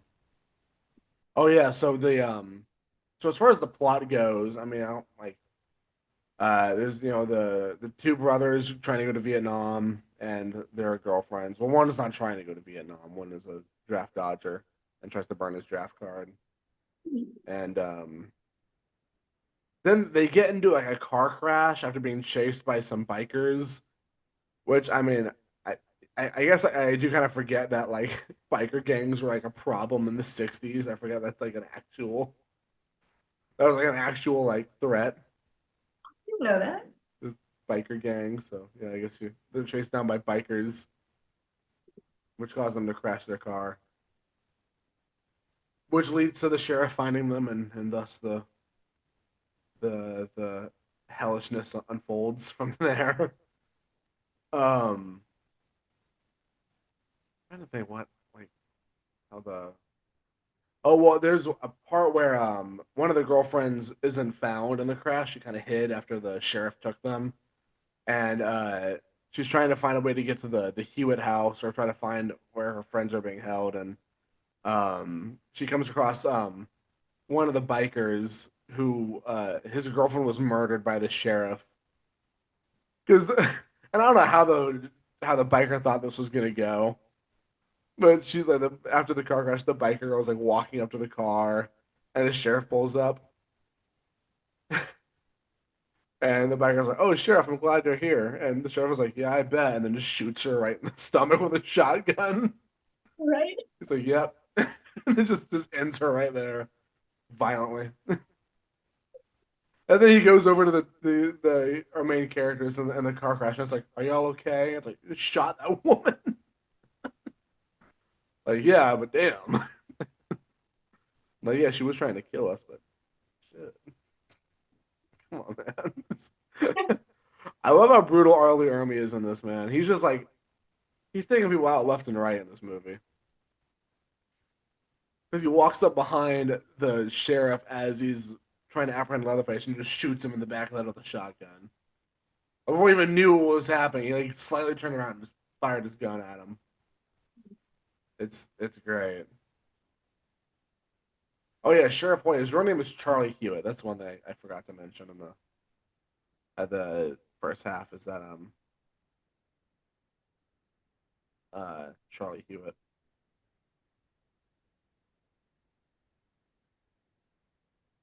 Yeah, the family dynamic they expand on this one and they expand on it in this one and it's very weird. Which I mean that's Chainsaw Massacre fashion, but it's very weird. um so Charlie Hewitt, aka Sheriff Hoyt, is Luda May's son, the older woman. So that's her son. But then he's also referred to as um Thomas Hewitt's uncle, but I guess they'd be more like brothers in a weird way, but not. I don't know. It's weird. Trying to figure out the family tree in this is strange, but it's interesting. And again, this I do think this is the last Chainsaw Massacre movie to really nail down the family aspect. I think it's one of the last ones that really nailed down the family aspect because after this one, they just kind of dropped the family for the most part. I mean, literally in 2013, they kill off the entire family in the opening, but I'll save my breath for when we get to that episode. Also, I feel like the prequel is a little less notable than the original, or not the original, but the remake. Really? Yeah, because I remember more from the remake. I think the remake has a much more like distinct visual style and had more memorable characters. What do you think? Do you disagree or? Well, I disagree in a way that I do like how they expanded more on the family dynamic, and it's a bit more wholesome to me in this one, which is what I was like, hoping for. Mhm. And I did like how headstrong the main character was in this one as well. Yeah, all of them were pretty like all of them were pretty durable. They were handling it pretty well, given everything. I think so too. There's one really cool scene where Dean and Eric are like hung up in that barn, and the sheriff like spraying them down with a hose, and again furthers that whole like thing with like animals and humans and the Chainsaw Massacre franchise, which I really like. That scene really exemplifies that that idea that to the Sawyers and to the Hewitts, most humans are really just animals. They can't really tell them apart that much, and I think that scene where he's like spraying them down really really worked with that sort of mentality, which I could really appreciate. And also like I know the sheriff has such a personal thing with like military and all that. He gave his character a lot of edge, and it gave him a lot to work with. It gave him a lot of motivation. Like he's straight up torturing Dean and Eric solely because one of them is a draft dodger. I mean, he's gonna torture them anyway, but he's like really going at them. Like he like like Eric takes the rap for his brother because Dean is the one who tried to burn the draft card, and Eric is like, oh, I'll tell him it was me.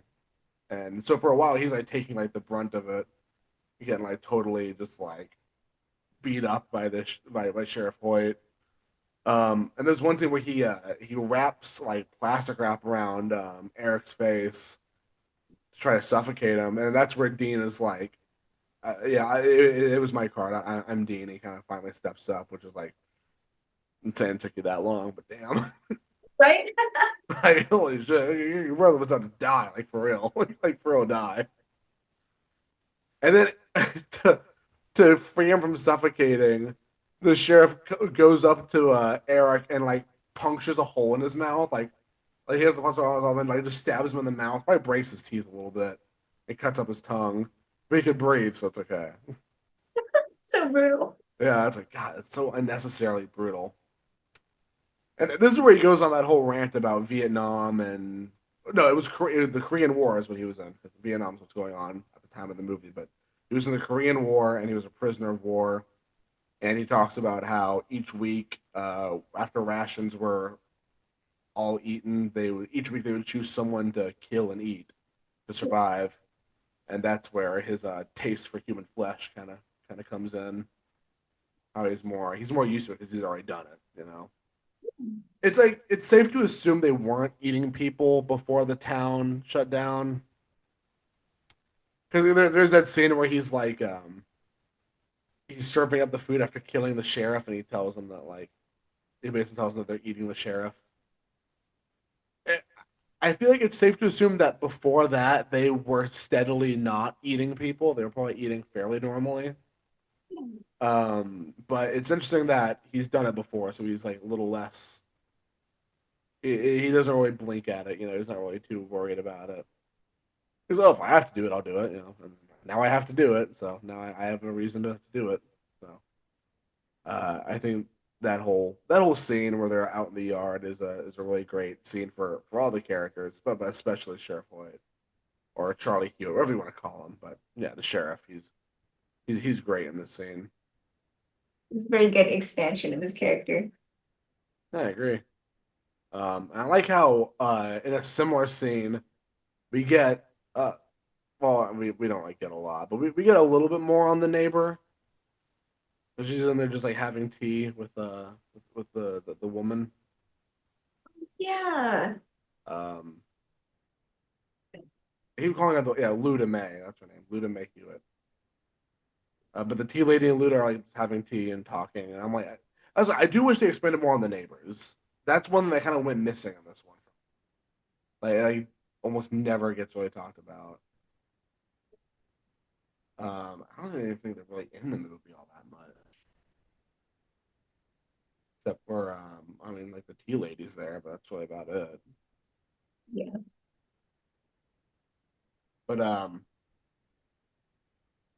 oh yeah, uh, I don't remember whose girlfriend was who because I know Eric and Dean, two guys, and Okay, Chrissy is Eric's girlfriend, and she's like the one who's kind of around the longest, and she's the one who comes across the biker.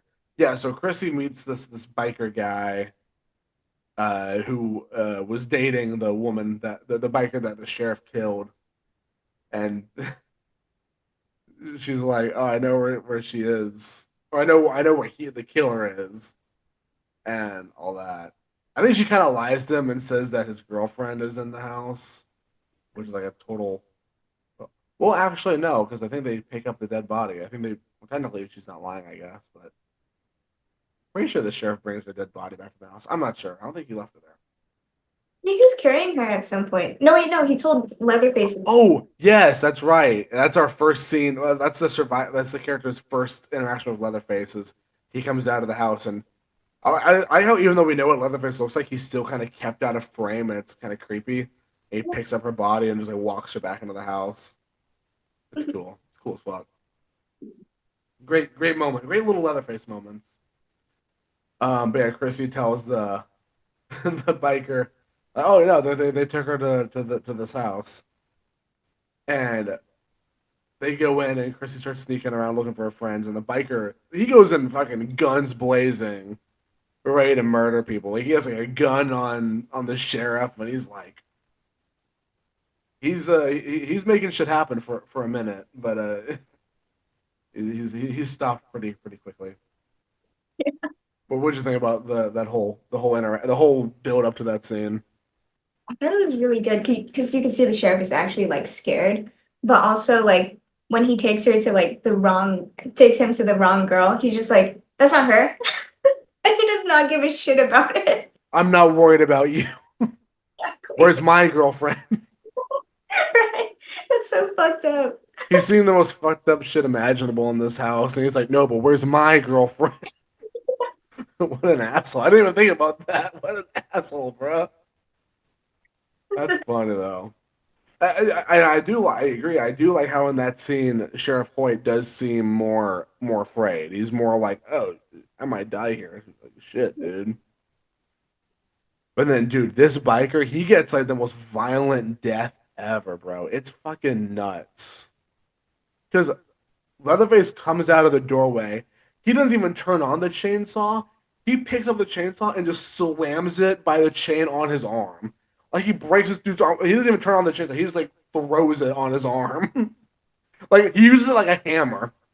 Like, goddamn, Leatherface. Like, chill. At least turn it on first. Damn, bro. He's like, he uses like a blunt object, just which I think is underrated. I think that's underrated as hell. Because imagine getting your arm just slammed with one of those. Like, shit, dude.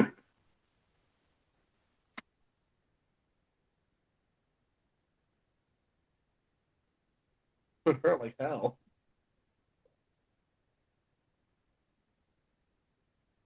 But then he's so. I don't know how this happened. I don't know where in the scuffle this happened, but at some point the biker is like on top of the chainsaw before it turns on, You like and fell? I guess he fell on it. Unfortunate thing to fall on, I guess. But he's like laying on top of the chainsaw, and Sheriff Hoy is like pressing him down. He's like keeping him like on the floor. And he's yelling at Leatherface to like do something, and Leatherface is like, I mean, I think it's still said that Leatherface is like mentally challenged in this, like he's like not like a fast thinker or whatever. They're just kind of standing there for a minute, and the sheriff was like, "Bro, fucking do some shit, something, bro." And they mentioned this one line. I talk about this a little bit in the first half, but it's another line that points to that they tried to give Leatherface a normal childhood because they mentioned that he's probably one of the people that bullied him in school. Oh, And I'm like, oh shit, they actually put Leatherface like in school. That's insane to think about. But that's interesting world building. They actually tried to give Leatherface a childhood, and it just didn't work out for one reason or another, or maybe a combination of things. And now here we are. But I do like that line how he basically manipulates Leatherface into killing this guy. Not that Leatherface needs much manipulation into killing. He does that shit for free. But I mean, it's I do find it interesting how the sheriff basically like is like giving him a reason. He's like giving an emotional reason to kill him, especially in such a violent manner. But in reality, I think the sheriff was just mad that this guy got close to killing him. I think he was just pissy about that. So he wanted to give him a really violent death. But dude, Leatherface, he gets over there and the dude's still pinning against the chainsaw. He turns it on and pulls upward and it basically splits the dude in half. And like blood gets all over the carpet. It's a really cool scene. Oh yeah, somewhere in the scuffle, the biker shot Monty, the mechanic dude, in the leg. What's up? Yeah, he did. I forgot because like I keep thinking about how like they like evened him out. Yeah, dude, that scene. Oh man, I'll get to that scene in a second. But after the biker's death, I liked how horrifically like celebratory the sheriff was. Like he was like hitting the body. He's like, "Yeah, motherfucker, take that." I'm like, "You didn't do anything." Oh, that was all Leatherface putting in the handiwork, like pulling upward like that. I'm like, bro. I guess sounded like he kept him pinned down. He did something, but I think he was kind of. I think he was emoting a bit too much on Leatherface's win there. He was hitting the emo. That he was like slapping his body. Like God, dude, brutal. Speaking of emotes, you know that Leatherface is in Fortnite? Yeah, he came to Fortnite last Halloween. I bought him. Crazy? That's it, dude. I total side tangent. I almost never buy things on Fortnite, but occasionally it's like they know how to get money from me. Because 2 years ago they had Michael Myers in the item shop, and last year they had Leatherface. And now I'm just like, oh my god, dude. Okay, I need to. I'm like, they need to stop putting in good horror characters. And he's still my skin on Fortnite. It's still Leatherface. I feel like a year now of having it. Also, he's in Mortal Kombat. He is? He's in Mortal Kombat XL. When did they add him? That was like in 2017, 2018. Because I was when we were rewatching all these movies, I was like, I need to dig up that game and because I have a copy of it somewhere, and that still has that DLC on it with Leatherface. So it was fun playing it because Leatherface had like super violent fatalities and shit. And there were different skins. You had like the classic skin for him, you had the Pretty Woman skin, and you had the remake skin where he had like the remake outfit on. Wow. And he had one ending move where he just beats his opponent to death with a hammer. Shit. That's I'll cool. I'll just send you the full fatality videos, but they were that was cool. Total side tangent, but put Leatherface in more video games, dude. He's awesome. He's awesome to have in video games. Um, but yeah, this guy dies in a super fucking violent way. That's one of the most violent scenes in the movie. Honestly, it's brutal. Well, maybe not the most violent because towards the end of the movie, I'm pretty sure it's Dean. He gets um he gets stabbed in the chest with a yeah, he gets stabbed in the chest with a chainsaw and he gets picked up with it and then thrown against the wall. Oh my It's god. it's like a wrestler. It's like a wrestler move. It's like he picks him with the chainsaw and just like throws him against the wall. Like he slides off the chainsaw and onto the wall. It's fucking awesome. Like, and I know you mentioned these movies are way more action heavy, and like that is true. Like, they made Leatherface into a damn WWE wrestler at this point, bro. He's like doing like finishers on people. He's giving them fatalities. It is Mortal Kombat. It's great, man.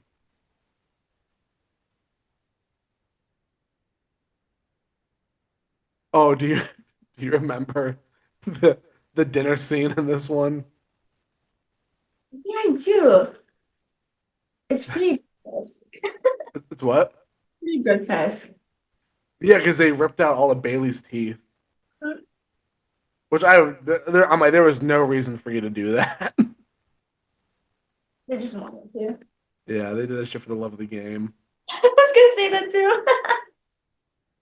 And then Leatherface like slits her throat, which I thought was like, that was weird. I'm like, weird seeing it's weird seeing Leatherface do something as like, not that it wasn't violent, but he usually does shit much worse. That seeing him do a regular like slasher villain throat slit was like kind of like weird. And I don't know. Am I wrong on that, or is that just? I thought it was strange. Because it's such a quick and easy death. Yeah, it was so gentle. He just like pulled her and slit her throat, and that was it. Usually, like especially at this level, he's like a barbarian, bro. He's like tearing through people, putting salt in their wounds, like tormenting them. And it was like Michael Myers type of death. Yeah. And I was like, damn, dude, that's like he was chill, I guess. I don't know. He was chilling for dinner. Um, but I like the dinner scene because it's funny how they didn't do it in the actual remake, but they did it in this one. Um, but there's also that funny moment where Chrissy is uh she asked the sheriff, she's like, "Do you have sex with all your cousins or just the ones you find attractive?" And there's like that long pause where the sheriff is just staring at you and just goes, "You blasphemous bitch!" It's such a funny delivery. I remember when we watched it, I was like, I cracked up. I was dying at that delivery. I thought that delivery was so because it's like there's a long pause. And he just has like he's just staring. Like there's not a thought behind those eyes for like 3 seconds, and then he just drops that banger. Well, that's awesome. It's awesome delivery. Oh my god, there will never be another Arlie Ermy, bro. Oh my goodness, this guy's the fucking goat. He's awesome. But yeah, so Bailey gets all her teeth torn out and then her throat slit, and then Chrissy and Dean are hiding in the slot. I think they're hiding in the slaughterhouse. Um,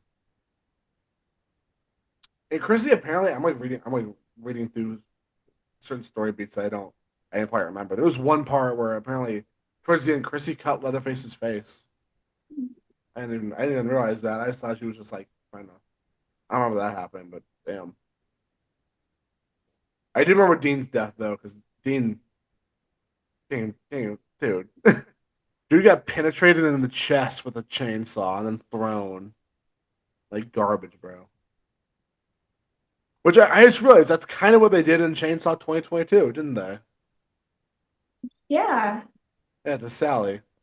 Spoiler, but Oh, I might cut that out. I don't know. Does anyone care about spoilers for Chainsaw Massacre 2022? I can't imagine people do, but whatever. I'll cut that out. But anyway, yeah, Dean gets a really, really violent death that I remember distinctly. Um, but then Chrissy gets out. She escapes through a car.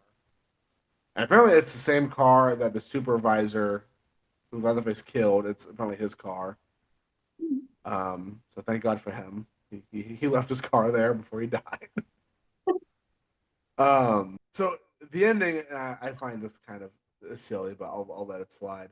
The she's driving off, and she sees a state trooper pulling over a pedestrian, oh yeah. Yeah. and Leatherface somehow comes out of the back seat, like jump scares her out of the back seat, and stabs his chainsaw through the back seat and kills her. And she swerves and runs over the pedestrian and the cop in like one hit. And it's like somehow I don't know how Leatherface even got back there. Especially not that again. This is a guy who's 6'5", 300, 400 something pounds, and he just quietly snuck into that back seat. That's where I'm like, okay, yeah, right. Like you didn't notice that, and then he somehow like squeezed the chainsaw back there to get him to get through the seat. Doesn't make sense. The whole ending really doesn't. But you know what? I'll let it slide because Leatherface gets a fucking triple KO. He gets a triple kill lineup with Chrissy, the state trooper, and the pedestrian. And then like the badass he is, he just gets out of the car and walks away from the car crash. Man, what a silly ending. Am I the only thing who thought that ending was kind of dumb? No, I don't think I don't think you're wrong for saying that because like it's just so out of left field. It does feel a little bit like they kind of wrote themselves into a corner. How they're like, oh, she's escaping, and then like, oh shit, it's a prequel. She can't escape. We'll just throw Leatherface in the back. But I will say the ending where he's walking back from the road and you hear the narration come back in, talking about how over the course of like 8 years, the Hewitt family killed over 30 people. Oh, damn, that's pretty cool. It is cool. That's a metal ass ending narration. Oh yeah, I forgot to come back to the even him up scene. I just kept yapping about the story beats. Fucking whoops. Uh, yeah. Do you have any thoughts on the evening him up scene? Because you're the one who reminded me of it. Yeah, I like how after they evened him up, the what was her name? Uh, Luda May. Yes, Ludame was just like, why did you do that? And then like I don't think they answered that, did they? What it was like, what she was like the sheriff was like hold him back, and Luna was like, Luda, damn, I'm so bad at names. Luda was like, why do I have to hold him back? And the sheriff was like, because he's not gonna like this that much. That's why. I'm like, the sass, bro. You're about to cut this guy's legs off. And the whole time he's like critiquing Leatherface. Like he cuts his arm off and he's like, man, that shit sucked, bro. Try it again. Even him up. I was like, and the guy's like, what? What are you doing? He cuts off the first leg and the sheriff is like, man, that shit sucked, bro. Try it again. And Monty's like, why? What is the matter with you? It's again, I like how in some of these movies they still infuse that kind of like dark humor in there. Yeah, I liked it. Like when you're watching it and when you're done being horrified, you're like, that's kind of funny. Because he ain't gonna like this much. That's why. My bad for asking, bro. That was his only good leg. Why I the fuck? know. Just cutting off a good leg just because even him up. What do you think about the score? Because I think it's the score in both these movies. He did the same. Steve Jablonsky. Yeah, he did the music for both films. Nice. I thought the music was cool. It kind of stood out to me a little bit because it had a lot of like kind of deeper sounds to it. Felt very like again going back to the conversation about it being more epic. It's kind of more of a like the it was a good kind of haunting score. And it was an actual score, not like the original. Because the original was like just creepy, ominous metal sounds, which was genius, and I really like that score. But this one was more like a creepy, horror movie score. I just read Steve Jablonsky, the guy who did the score for these two movies, also did the musical score in The Sims 3. They are. I know, right? Oh, yeah, one thing. Did you have any more notes on the prequel? Mm.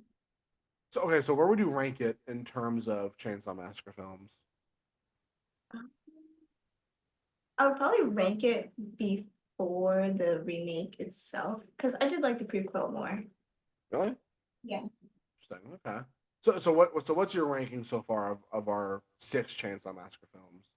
So I would put the second one first and then the original. And then honestly, I would probably, it's gonna change next episode. But the prequel, then Next Generation, then the remake, and then Probably the last one would be the third one. Okay, that's fair. I'm surprised to see the Next Generation over the remake. Yeah. Oh, okay. Because for me, it's the original, the remake, Chainsaw Massacre 2, the prequel, Next Generation, and then Part 3. But the prequel and Next Generation aren't that far off from each other. Like I know I'm sure on my previous episode it sounded like I was kind of like shitting on Next Generation. I like that. I like it. It's fun. It's just I feel like I needed to watch it under better circumstances. Because I feel like if I'm watching it to give a serious review, like I was trying to do on on last episode, I mean, obviously I'm gonna sound a little bit more critical. But if I'm just tossing back beers or whatever, and I'm just having fun, yeah, Next Generation's really fun. And this one, I mean, this one I have a lot more love for on the stance of like production design and writing of the family. But Next Generation is fun. I think Chainsaw Massacre 2 is more fun. I mean, I think if you're looking for a fun Chainsaw Massacre movie, I think Chainsaw Massacre 2 is the obvious winner. But Chainsaw Massacre 4 isn't as bad as I remember it being, and I can't wait to rewatch that under less sober circumstances. I'll say if that makes sense. But yeah, that's my ranking thus far. And one that I wanted to point out before we kind of close off our talk about the remakes was there was a series of comics, Texas Chainsaw Massacre comics that were in the same continuity as the remakes. Wait, Avatar Press. That's the company that did the ones that tied into the remake. Yeah. So Avatar Press released Chainsaw Massacre comics in the continuity of the 2003 remake, but serving as prequels to the film, so it's more prequel stuff. The first comic was a one-shot titled Texas Chainsaw Massacre Special, written by Brian Pulido and drawn by Jason Burrows. It involves three escaped convicts and their two female companions encountering the cannibalistic Hewitt family after a botched robbery of the Hewitt's general store. Um, the Hewitts kill all the convicts but keep one of the females since she's pregnant. But she miscarries and escapes, only to be murdered by Leatherface. Jesus. So these were obviously because of comics you could get way darker and have way more disturbing storylines as I'll figure out and read on.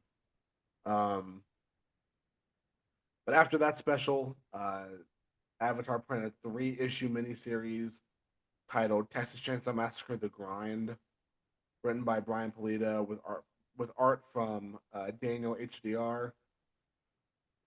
And the miniseries involves a bus full of choir girls and their teachers becoming stranded in Texas when their bus breaks down near the Hewitt house.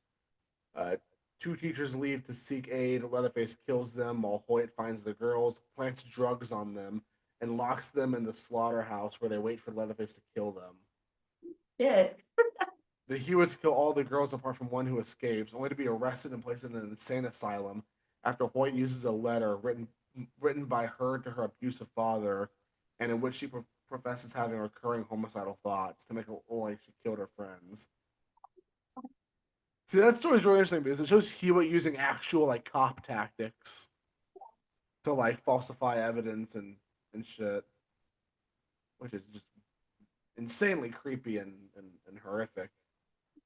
Um, the final release by Avatar Press, called Texas Chainsaw Massacre: The Fear Book, had text written by Anthony Johnston with art by Daniel HDR and Mauricio Diaz. The premise of this one shot involves a quartet of friends in the midst of a cross country trip who run afoul of Sheriff White, who forcibly takes them to the Hewitt house. So kind of bar for bar, like the remake a little bit. Um, Leatherface kills all of them except for one, a girl named Lucy, who he knocks unconscious. Leatherface, when Lucy awakens, puts on a mask created from her boyfriend's face and hammers one of his own masks onto her before forcing her to dance with him as she succumbs to her injuries. God. I know.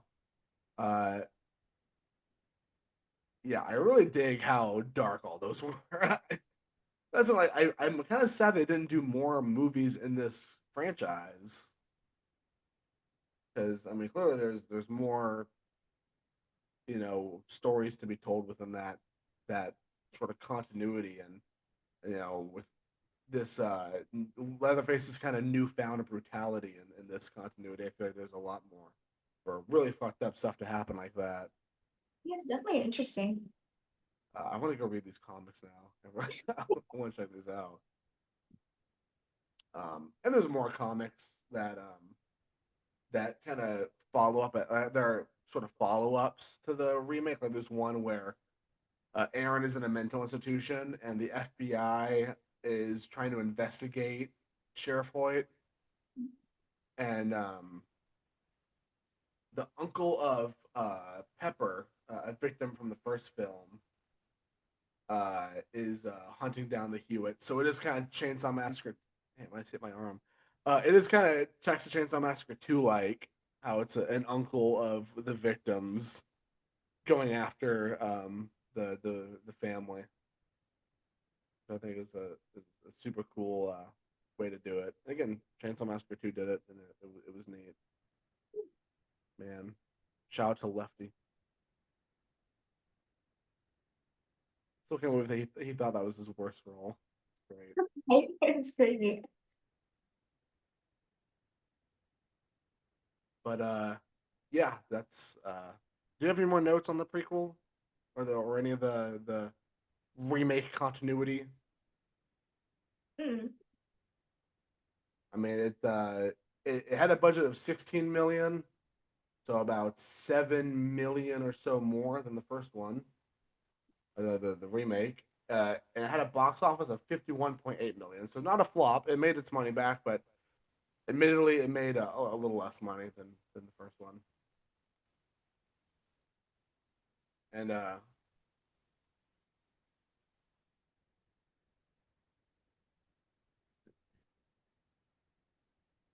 but yeah, box office it did okay. I'm not sure how well it did on home media. I'm trying to read about that part. There's not really a lot of details on how much money it made with DVD sales, but I mean, I remember owning this one on DVD, so I contributed. I did my part when I was like 9. And again, kind of the same as the last one. Critical reception was not great. Kind of, it was kind of bashed by critics, saying it wasn't scary enough and it kind of only relied on blood and guts, which fair argument. Not really. It's not really so much scary as it is just violent and disturbing. I mean, the original from 1974, that's like scary to to an insane degree. But this one is more just like it's kind of disturbing. Once you know it's Chainsaw Massacre, you're kind of more expecting the disturbing part, and this one brought much more to the gore aspect. Um, but it did win a Razzie in 2006. No, it didn't win. It was sorry. It was nominated for a Razzie in 2006. It was nominated for worst prequel or sequel, Really? but lost to Basic Instinct 2. So I guess it wasn't the worst, but it was nominated for being the worst. Wow. And now I'm on a kind of a different rabbit hole, but in 2009, Twisted Pictures and Lionsgate Films were attempting to purchase the rights of the franchise, which they ended up doing. But at one point, a trilogy of films was planned with James Wan directing the first installment and Hooper helming the second. So were they going to bring back Toby Hooper to direct? Oh, that's exciting. They were, man, damn. And they would have James Wan directing. That makes me that makes me even more upset. We really could have had James Wan directing Chainsaw Massacre, man. We could have had it all, Ariani. Could have. We lost it. I mean, now we have Texas Chainsaw 3. We have Do Your Thing, cuz. Oh, my Lord, dude. James Wan wouldn't have done that shit, bro. He wouldn't have done that to us. my god. Dude, we could have had the guy that made Malignant and Insidious and The Conjuring. It's fucking amazing. This shit's pissing me off, bro. I need some more water. I'm gonna be thinking about that all night now. James Wan directing a damn chainsaw. Oh my god. I'm gonna think about that all night now. But, and this is I've been saving this towards the end of the episode because I think it's very interesting. There is a glimmer of hope for the Chainsaw franchise yet. I know we're not completely done with our franchise breakdown, but this news just broke tonight, and Ariane and I have already looked across the article from Bloody Disgusting by John Squires, whom I love, great writer, cool dude. I follow him on Twitter. He's awesome. He's one of the head guys at Bloody Disgusting. Uh, he wrote the article Texas Chainsaw Massacre A24 is reportedly landing the film and television rights to the franchise. I'll give you a quick abridged read of the article. So Deadline reported Deadline confirmed a scoop from I believe Jeff Snyder. He Deadline reported confirmed his scoop that A24 is close to winning the film and television rights to Texas Chainsaw Massacre. It was reported earlier this year that there was a kind of hush hush bidding war for the Texas Chainsaw Massacre rights after Netflix did the last film. A24 was involved in that bidding war. There was also Neon with Oz Perkins. For those unaware, Oz Perkins has become kind of Neon's golden goose right now. He's been doing a lot of bangers for them as of late, having done The Monkey earlier this year and Long Legs last year, and he's doing a new one this year as well called Keeper. So Oz Perkins is a big name in horror right now, and especially big for Neon. And he would have been a producer, I believe, for that one. He wouldn't have been directing it. He would have been producing it for Neon. Um, and Jordan Peele and Monkey Paw Productions were apparently throwing their hat in the ring of this bidding war for Chainsaw Massacre. But as of right now, as Jeff Snyder and Deadline have reported, A24 is close to securing the bag, sealing the deal, so to speak. Um, this is a quote. Quote, another source close to the action tells us that this is all premature, but it's clear that the genre label behind Hereditary isn't letting this one go. So A24 is holding an iron grip on the Chainsaw Massacre rights. They are outbidding everybody. They want this bad, which I don't blame them. If I had A24 money, this would be all I bought is Chainsaw Massacre rights. It'd be all I want in life. Um, the outlet has mentioned that Roy Lee expressed interest in making another Chainsaw Massacre film for Netflix. Roy Lee is a producer. He's produced Strange Darling, It 2017. He was a producer on that. He was a producer on The Strangers, one of my all-time favorite horror films. Shout out to The Strangers. And he was also a producer on Barbarian and this year's The Long Walk and Weapons. So big producing name in big genre horror, big horror. It's a good thing to see his name in this article because I like his resume. What I just looked at, I like his resume. Um, and Deadline also reports that J.T. Molnar, who wrote The Long Walk, or rather wrote the screen adaptation of The Long Walk, and wrote and directed Strange Darling, a very popular genre film I haven't seen yet. It's one a lot of my friends have been telling me to watch, so I need to give that one a watch. But he was rumored to be doing a Chainsaw Massacre movie. He came out and said, "Don't believe everything you read on the internet." So he kind of soft denied it, but now I'm seeing his name pop up in this article. So I mean, what does all that mean?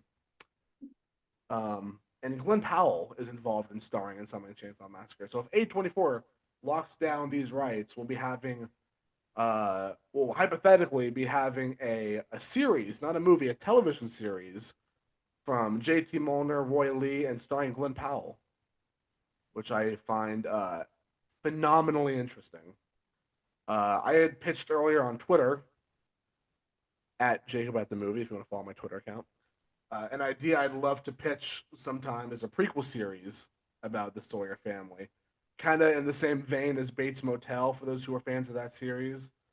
Imagine Bates Motel, but with Texas Chainsaw Massacre and about the Sawyers. I That's a pitch I've always wanted to make to a company, um, and it sounds like that might be on the table for A24. So A24, if you're listening to this podcast somehow, if JT Molnar or Roy Lee or Glenn Powell, native Texan Glenn Powell, shout out to my fellow Texan Glenn Powell. If any of y'all are listening to this somehow, that's an idea I've had, you know, in my head for a while. Bates Motel will Chainsaw Massacre. I don't know, or at least put me in the writers' room for whatever series y'all are doing, because I'm interested in seeing this happen. Ariana, give me some of your thoughts. I feel like I've been kind of yapping this one up for a minute. I think it's amazing that A24 stays winning. Like they have so many heavy hitters. They have I like so many big things. Yeah, no, A24 has been they've been killing it lately with buying stuff up. I'm glad they're kind of like I know they've been an indie darling for a while, and they've gotten to a point where they're now a major release studio. And I'm glad they're at a point now where they have buying power for franchises, because they were just kind of a indie studio and indie distributor label. But now they've generated so much revenue with their original films that they're now able to do IP stuff, which I think is great because I think the people at A24 they are I mean they know what they're doing. Obviously, I mean not every A24 movie is a win because it's so many different creative voices because they give so many creative voices a chance, and that's kind of the beauty of it is that there are some movies that aren't bangers because they give so many independent creators a chance to make their film that I'm glad to see them entering their IP era, so to speak. They had last year bought the rights to Friday the 13th, and they're doing a Friday the 13th series. So the fact that they might be going in a similar direction with Chainsaw Massacre of all franchises is super super fucking interesting, and it makes me think my mind's going into some weird places right now. Could we be possibly getting a Jason and Leatherface crossover? Do you think they'll adapt the Jason versus Leatherface comic book, the 3 issue miniseries from the '90s? Do you think they'll adapt that niche piece of media, or do you think they're gonna even have them cross over Freddy versus Jason style, where it's just an all out match of titans, a clash of the titans of horror villains?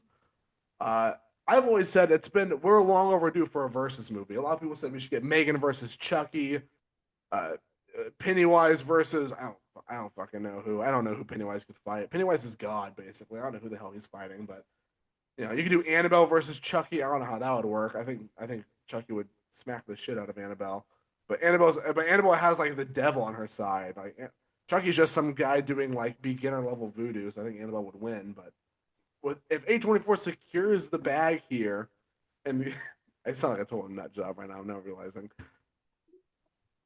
guys, it's 4:30 in the morning when we're recording this. I'm talking about Chainsaw Massacre, but dude, the fact that we might get a Chainsaw Massacre and Jason Voorhees, they'll be under the same brand. And when Nightmare and Friday the 13th were under the same brand, the fucking first thing they did, maybe not the first thing, but one of the first things they did was they thought, how could we get these guys together? And I'm wondering if we'll have the same magic with A24 here with Friday the 13th and Chainsaw Massacre. Allegedly, again, this is all nothing is set in stone yet. All this could go away tomorrow. I could wake up 5 hours from now to a headline saying, "Oh, the deal is off. A24 is not buying it," Right. and that would be the end of it, right? But for right now, I'm kind of holding out hope because I can't afford to buy the rights. I'm holding out hope that A24 buys it, and we get this series. I think putting Chainsaw Massacre on the small screen works. I think it has. I mean, obviously, I just pitched that whole thing about a Bates Motel type series, but I've always thought Chainsaw Massacre could work on the small screen. It's used to smaller budgets, and there's a lot of groundwork for long term storytelling within the Chainsaw Massacre, landscape. So I don't know. I think a Chainsaw Massacre series could work very well. I mean, a fucking if we're gonna do Friday the 13th as a series, why not Chainsaw Massacre? I think that could work extremely well, and I'm excited to see what they do with it. And I hope JT Molnar and Roy Lee and Glenn Powell are involved because having a big because Glenn Powell, he's getting to A-list status, right? I mean, is it just me? Glenn Powell is kind of doing a lot right now. He's kind of a big name. He had Twisters. He's been I'm sure he's been in a lot of stuff, but I remember he was in Twisters. He's in The Running Man, which comes out this fall, another Stephen King adaptation. Getting a lot of King adaptations, I noticed, but yeah, Glenn Powell, an A-lister like Glenn Powell in a Chainsaw Massacre TV series, that would be insane. You're taking the franchise to heights it's never been before. This would be on par with Matthew McConaughey being in a Chainsaw Massacre movie, except this is when Matthew McConaughey is famous. Like Glenn Powell is famous now. McConaughey wasn't famous when Next Generation was being shot. Glenn Powell is famous now today. He's bringing you in money today. So I think it'd be great to see Glenn Powell in a Chainsaw Massacre thing, especially because again he's a native Texan. I would love to see native Texans in a Texas Chainsaw Massacre film. It'd be even cool if they shot it in Texas. I mean, we could really do a lot here. Um, and again, just the prospect that they're shooting a Friday the 13th series right now. Like they are shooting it right now. It is underway right now in New Jersey. They're filming it. So the fact that we're gonna have possibly Friday the 13th and Texas Chainsaw Massacre under the same company umbrella makes me a little bit excited. It's got me going to some ideas, and I think there's a lot to explore there. Interesting, actually. I What's love up? that you have.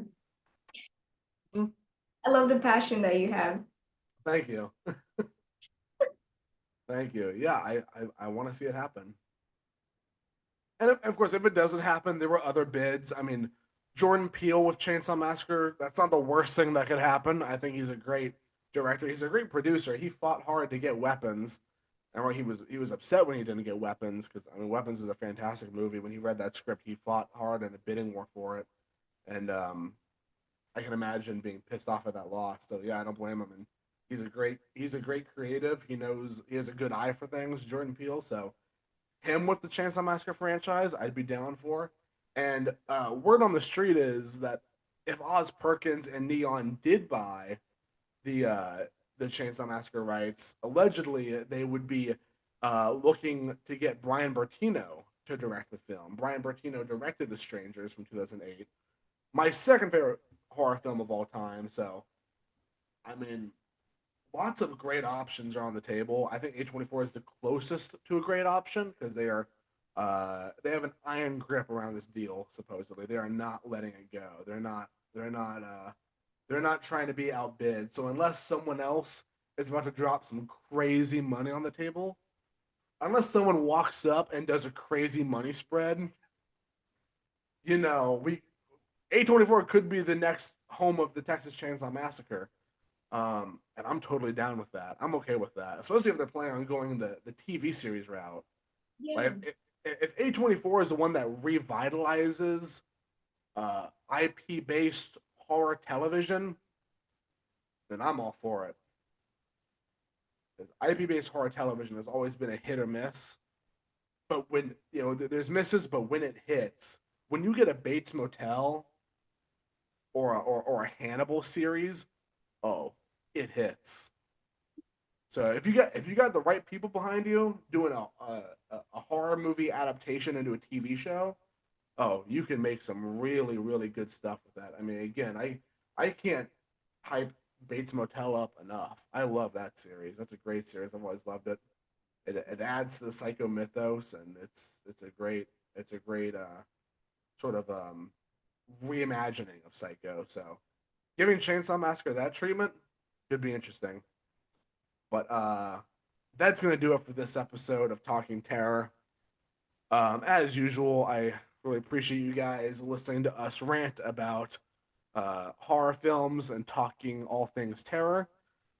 Let us know what you thought of this episode. Give us your thoughts on Texas Chainsaw Massacre from 2003, and of course, Texas Chainsaw Massacre at the beginning, and a little bonus if you have a take on this bidding war going on, let us know because I'm interested to hear everyone's takes. I'm looking forward to being on Twitter tomorrow morning, or technically today. It's 4:30 in the morning right now, but I'm looking forward to seeing everyone's takes on this. You've already heard my spiel. I'm probably going to keep yapping on Twitter about it. So be sure to watch my social medias. You can follow me on Twitter at Jacob at the movie. You can also follow me on Instagram, Jacob the Harper. Ariani, go and let them know your socials. My Instagram is little with two e's underscore imp, and then on Twitter it is with a dot. I thought it was the other way around. Fuck, I keep forgetting. That's how often I'm on social media. Also, you can follow our podcast on social media. I just hit my mic again. You can follow our podcast on social media at Talk Terra Pod on Twitter. And also, our Instagram is Talking Terra Podcast. And we also just created a TikTok as well called Talking Terra Podcast. I'll be linking all those down below. If you're tuning in to us via YouTube, be sure to hit like on the video and again, comment what you thought of it. Give us a share with a fellow horror fan and subscribe to the channel to stay updated on future episodes. If you're tuning in via Spotify or Apple Podcasts, be sure to follow us on there and leave us a rating. Rating really helps us out, puts us up there on the algorithm. And yeah, I think that about does it. Anything else, Ariane? All right. Well, thank you guys so much again for tuning in, and we will see you hopefully later this week when we have our finale to Chainsaw Massacre. But I mean, new episodes every week, every Tuesday we try to aim for. So yeah, peace out, guys. Bye.